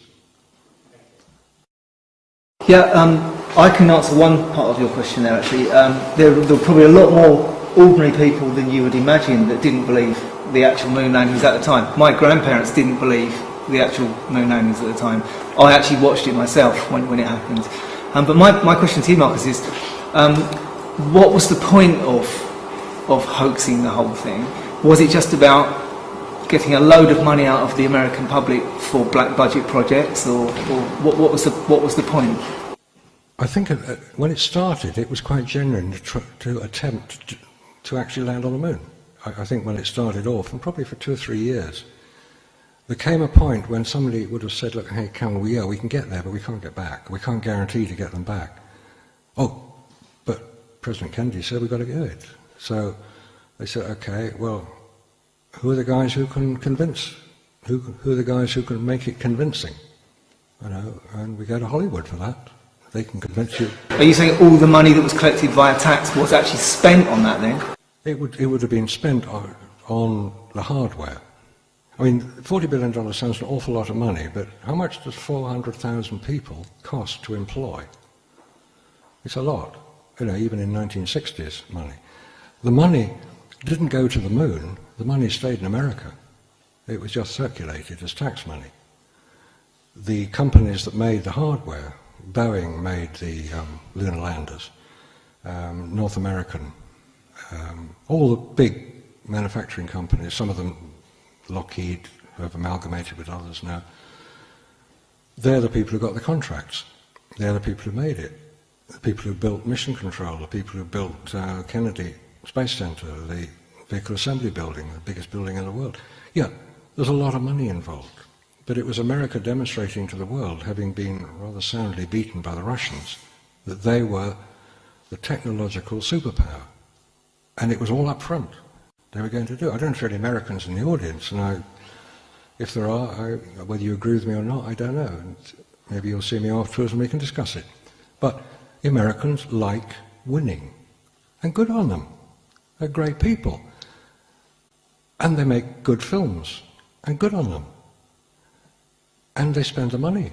And they spend it, not necessarily the way we'd all agree, because why keep fleets of nuclear bombs up in the air? I don't know.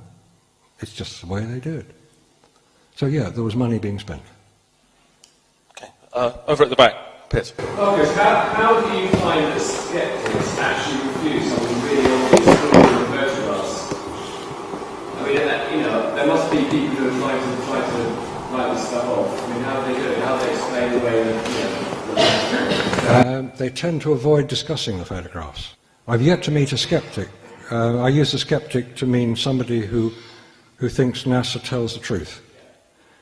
And when I've appeared on a couple of TV programs, and the people who always will start off by being extremely skeptical, oh, who the hell does he think he is? And usually turn around are the camera crews, because they are photographers. They are used to looking at two-dimensional images. That's their job. The skeptics, for want of a better word, are usually astronomers or university lecturers. They're not photographers. As I say, I've yet to meet a photographer who, when I have if they've not come across the subject before and you discuss it, they say, yeah, I understand what you're saying. I see where you're coming from. Yeah, I agree with that. Of course you've got to bracket a photograph. If you've gone to a place you've never been to before, you have got an exposure meter, of course you've got to do it. I mean, how ridiculous not to? Where did they film this? In a studio or somewhere? It's the only place you can get controlled conditions. Yeah, it was all done in a studio. These are the photographers. Now, the skeptics, the Phil Platts of this world, he's, I think, a philosophy professor in Sonoma University in California. Go to his website, badastronomy.com. That's where he'll tell you all about how bad people like us are. Same with many of the other ones. Red Zero is the other website which will refute all this, but they're not photographers. You come across a photographer who's looked in. David Percy is a photographer, and the detail that he goes into is remarkable, and it's never been refuted. The photographic evidence has never been refuted. So the circular argument which says, well, of course we got to the moon, we got the pictures to prove it, doesn't actually stand up to very much scrutiny. Does that answer the question? Kind of. I mean, you find that people tend to throw away, they tend not to look at the specifics and instead tend to say, well, how did they get the secret, like trying to have different arguments. I talk to people and they'll say that, they'll say, well, they couldn't possibly have done that because it's obvious. They do try to excuse it, yes. But I'm not, I mean, the first question, if somebody starts to have a bit of an argument with me, I'm going to say, are you a photographer? Do you understand cameras? Have you used a Hasselblad? And invariably they haven't, because Hasselblads are quite rare cameras. They're difficult to use. And you say, well, this is your mission, should you choose to accept it. You must go somewhere you've never been before, where the light conditions are unlike anything you've ever been used to. You must wear a spacesuit. You are not allowed a camera with very poor, very high quality film, very poor exposure latitude. You've got no viewfinder, got no exposure meter. You've got to control the things manually. You're not allowed to cut any heads off, and you've got to get every photograph perfect. Could you do it? And they'll say, I could do about 50%, yeah. I said, no, you've got to do 100%. No, I couldn't do it. So I'm sorry, I can't go along with the photographs as being a record of Apollo. So there isn't one bad NASA photo, not one bad one? There are, they call them inadvertent shutter releases.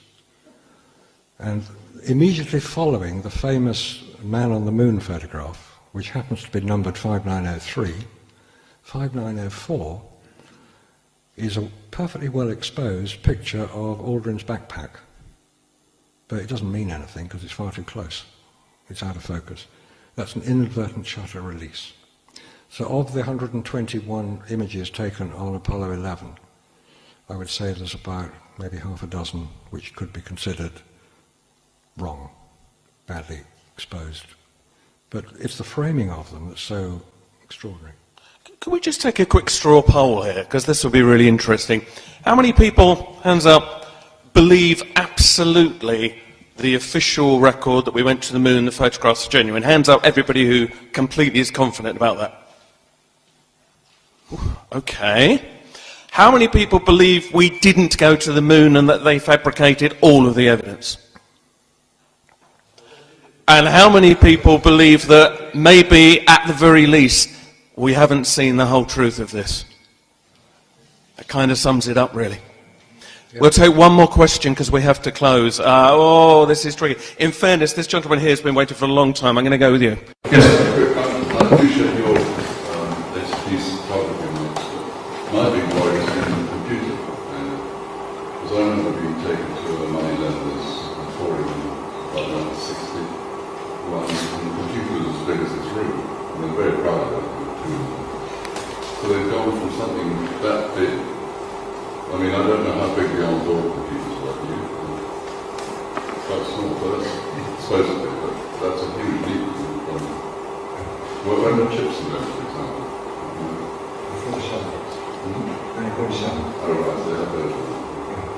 The But that's just strange, this is why that's the commercial use, like it is. Yeah,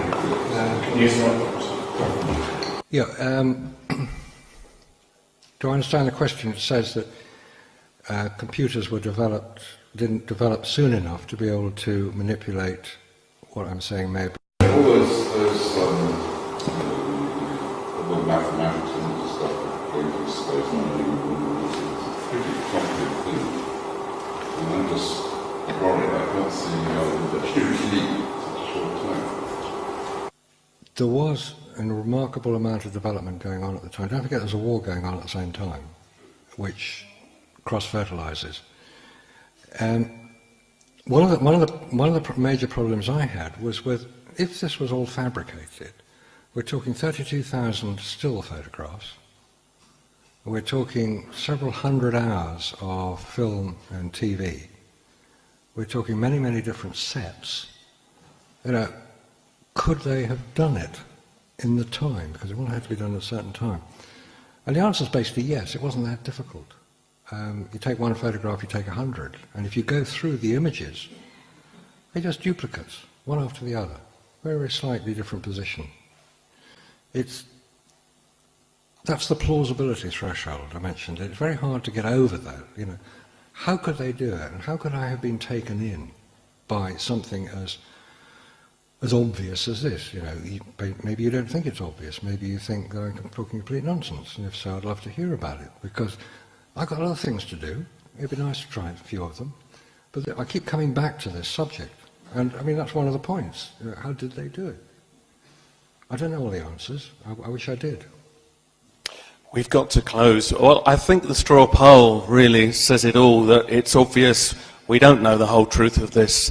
And I hope, and I'm sure, that you will agree that Marcus constellated at least a lot of the arguments, and very well. So, thank you for coming. If you want to come to future meetings, fill in your email address, pop it in the box as you go out, look at the books and leaflets. But most of all, thank you to Marcus. So, big hand please for Marcus.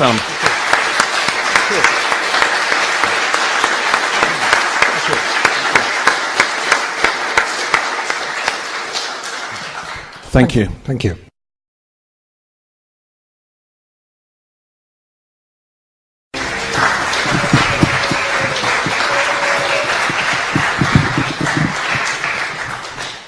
Thank you, and good evening. And Andy, thank you very much for that generous introduction. I hope I'll be able to live up to it, and if in an hour, A, you're still here, B, you're still awake, and C, you're still waiting to ask those questions, I'll know we've succeeded. You may know me as the editor, or not the editor, the publisher of Nexus magazine. And those of you who are familiar with it, you'll know that it's worth the read. Those of you who are not familiar with it, you can buy your latest copy on the table outside. Available at a discounted price for cash this evening. Now, the Apollo moon landings, that's what we're going to talk about. Just before we do, I just want to let you know a little bit about who I am and why I am challenging the official version. About 40 years ago, I watched the moon landings. I'm that old. 3:30 in the morning it was. Asleep on the sofa, woke up in time and watched the blurry images of somebody doing something. And it was very exciting, and I thought, wow, this is great, this is exactly what we want. What a great achievement.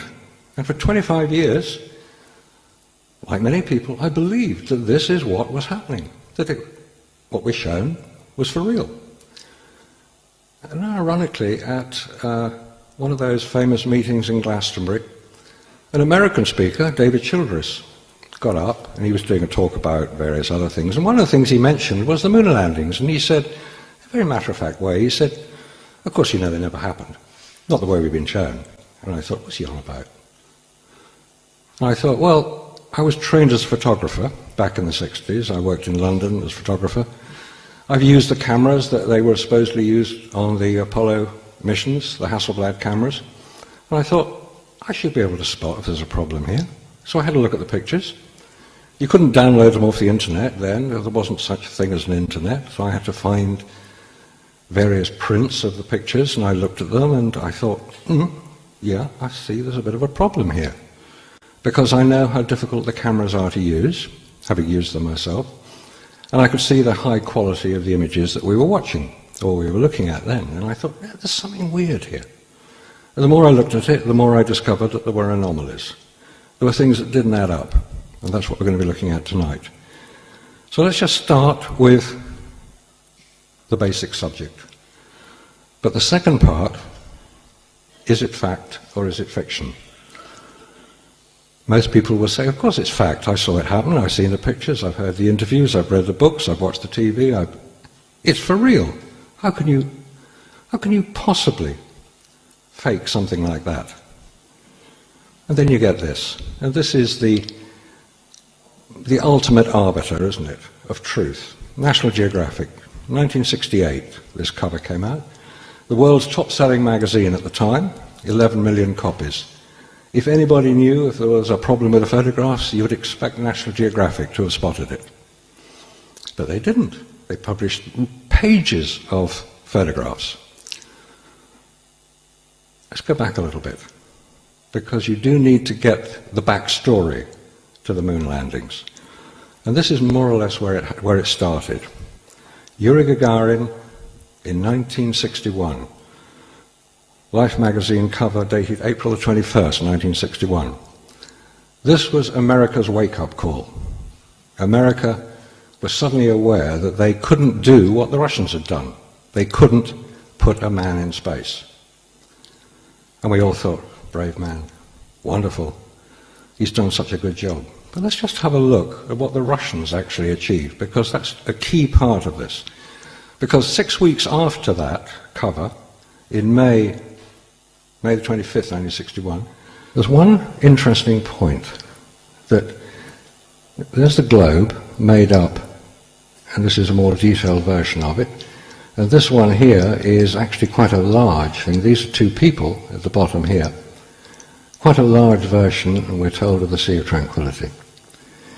In this one here, you see there's a little girder at the top. There's a little light. These are the girders of the warehouse in which the globe is made. They're going to feature later. Watch out for them. So having created the simulation sets, they need bigger sets. They need bigger simulators. And this is built, this one here, is built at Hampton in Virginia, quite near what's now the CIA headquarters. It was in order to provide the environment whereby a lunar lander could have 5/6 of its weight removed so that you could test out what it was going to be like. They also did it for people as well. Again, nothing secret about this. A lot of people knew this was going on. And this is what you would expect to happen. When you build the spacesuits, you have to do the simulations to find out what it's going to be like when you're wearing them. And this is Neil Armstrong practicing getting his little lump of rock, and probably practicing his one small step. He would have recorded it, obviously. This was simulation, and all the simulations are recorded and photographed, as you would expect. When you're going to land on the moon, you need to fly a pretty strange craft, the lunar lander.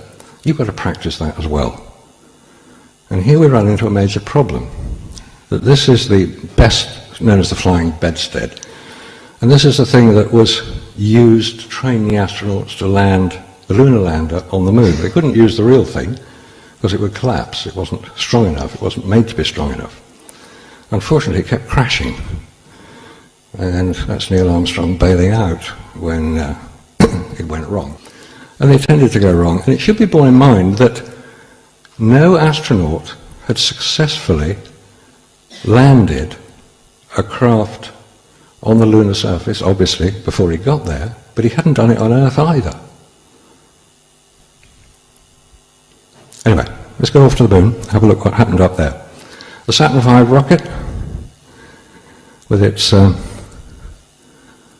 similar to the V2 markings, actually, there's 365 foot high, height of St Paul's Cathedral. It weighs the same as the roof over Wimbledon Centre Court, 3,000 tons.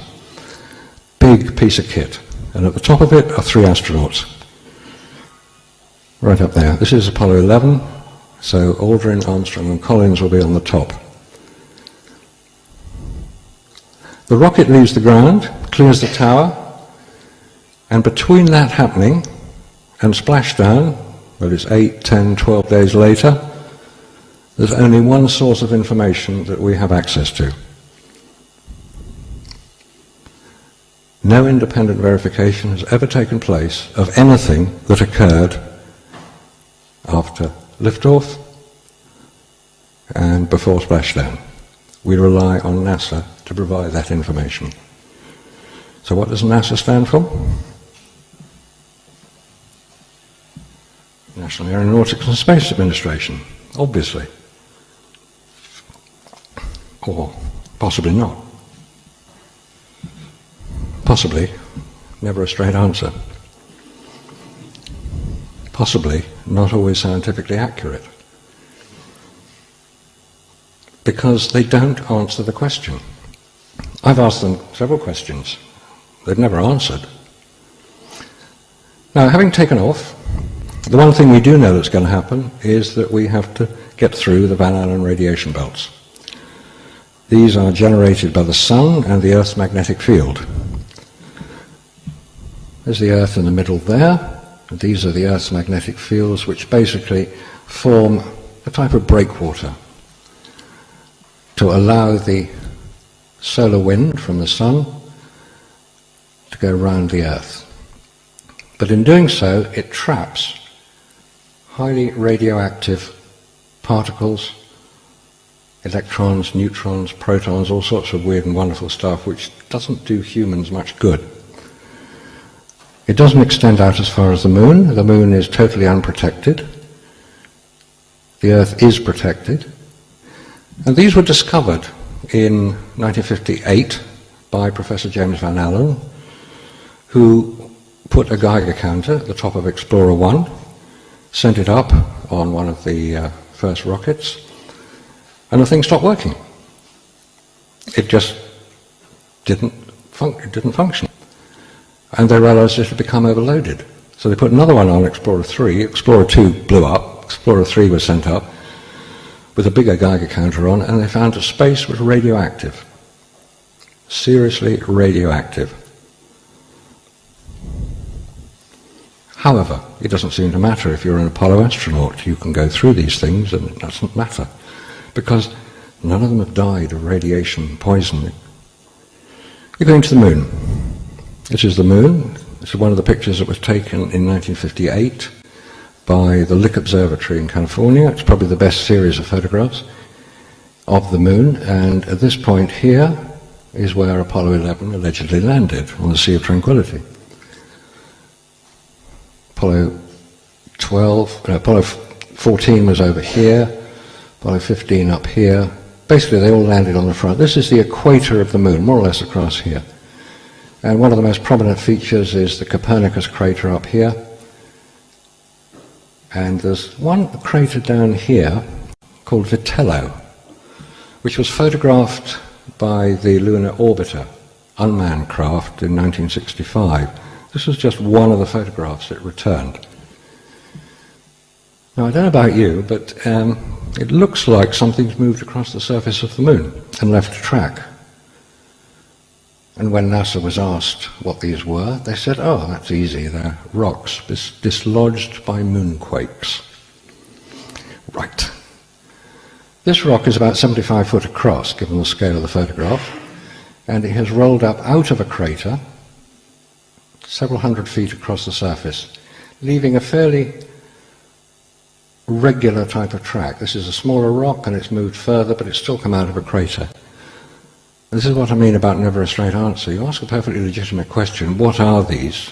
You're told they're rocks. And you say, no, I don't think they are. Rocks don't leave tracks like that. And anyway, if those were dislodged, why can't all the other ones be dislodged as well? There are plenty of other rocks around, but none of them were. However, that's almost a sidetrack. They never went back to have a look at those. But this is one of the great achievements of the Apollo program, we're told. Allegedly photographed from Apollo 17 on the way back from the moon. It's the pale blue dot, it's the blue marble, it's the photograph which allegedly fired the environmental movement, because we can suddenly see Earth for what it really is, a really very, very beautiful place. And as you circle the moon, you'll get pictures like this, which of course, equally exciting, Earthrise, wonderful. But if you say to somebody, yeah, that's a double exposure, and I've actually created a very similar picture myself. I'm not going to show it because it rather spoils the image, but this is a NASA picture from Apollo 8.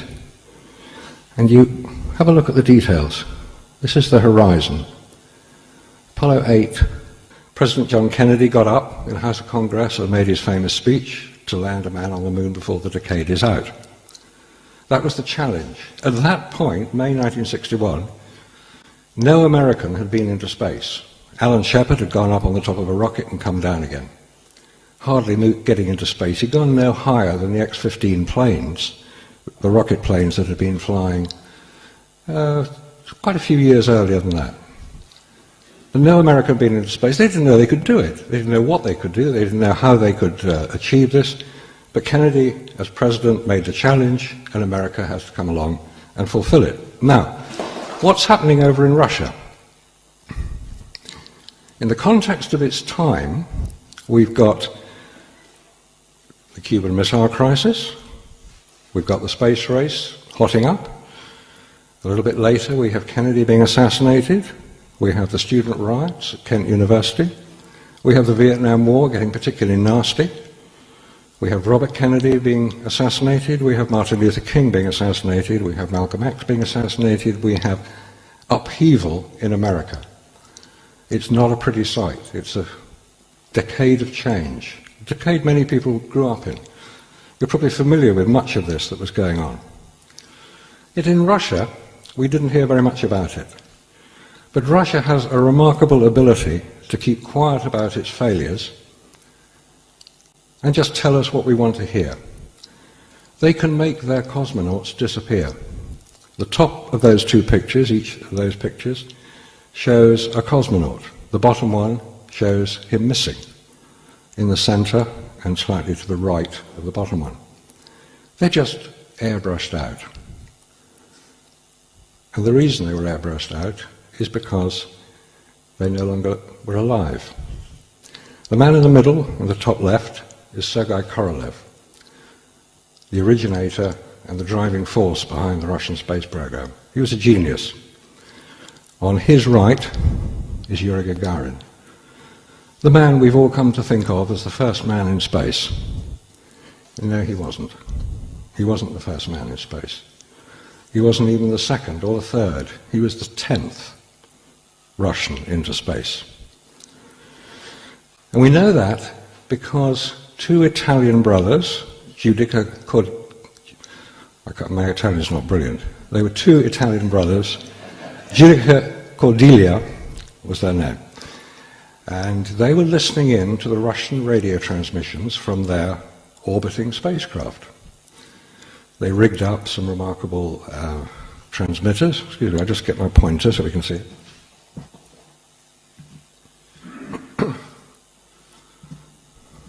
These were the rigs that they were listening in to the Russian space program. And obviously they were in Russian. So these two guys, they're quite serious about it. They're still alive today. Their sister learned Russian so she could translate what was going on. And what they were hearing, Valentin Bondarenko was one of them. He survived his flight, but he had 100% burns. He was taken to hospital. His flight was in late March, early April 1961. The 9th Russian into space was this gentleman, Vladimir Ilyushin. The name is familiar. Ilyushin, he was the son of the aircraft designer, the Russian aircraft designer. He was Russia's top test pilot. He held many airspeed records. He was basically a hero of the Soviet Union, and quite rightly he'd achieved a great deal. On April the 5th, 1961, he was launched in a capsule very similar to that of Gagarin. And after 3 orbits, he landed. Unfortunately, he landed in the wrong country. He landed in China. He overshot. He was very badly injured. He was taken to hospital. He spent many months recovering.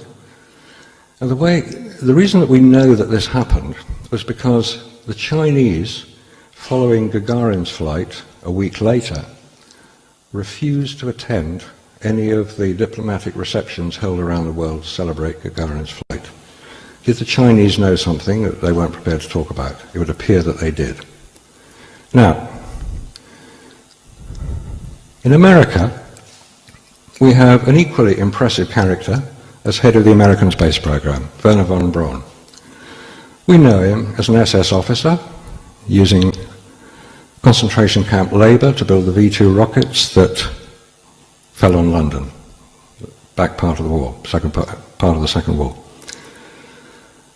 He decided, when he could see which way it was going, to get out, handed himself over to the Americans, landed up in Fort Bliss in Texas with about 100 other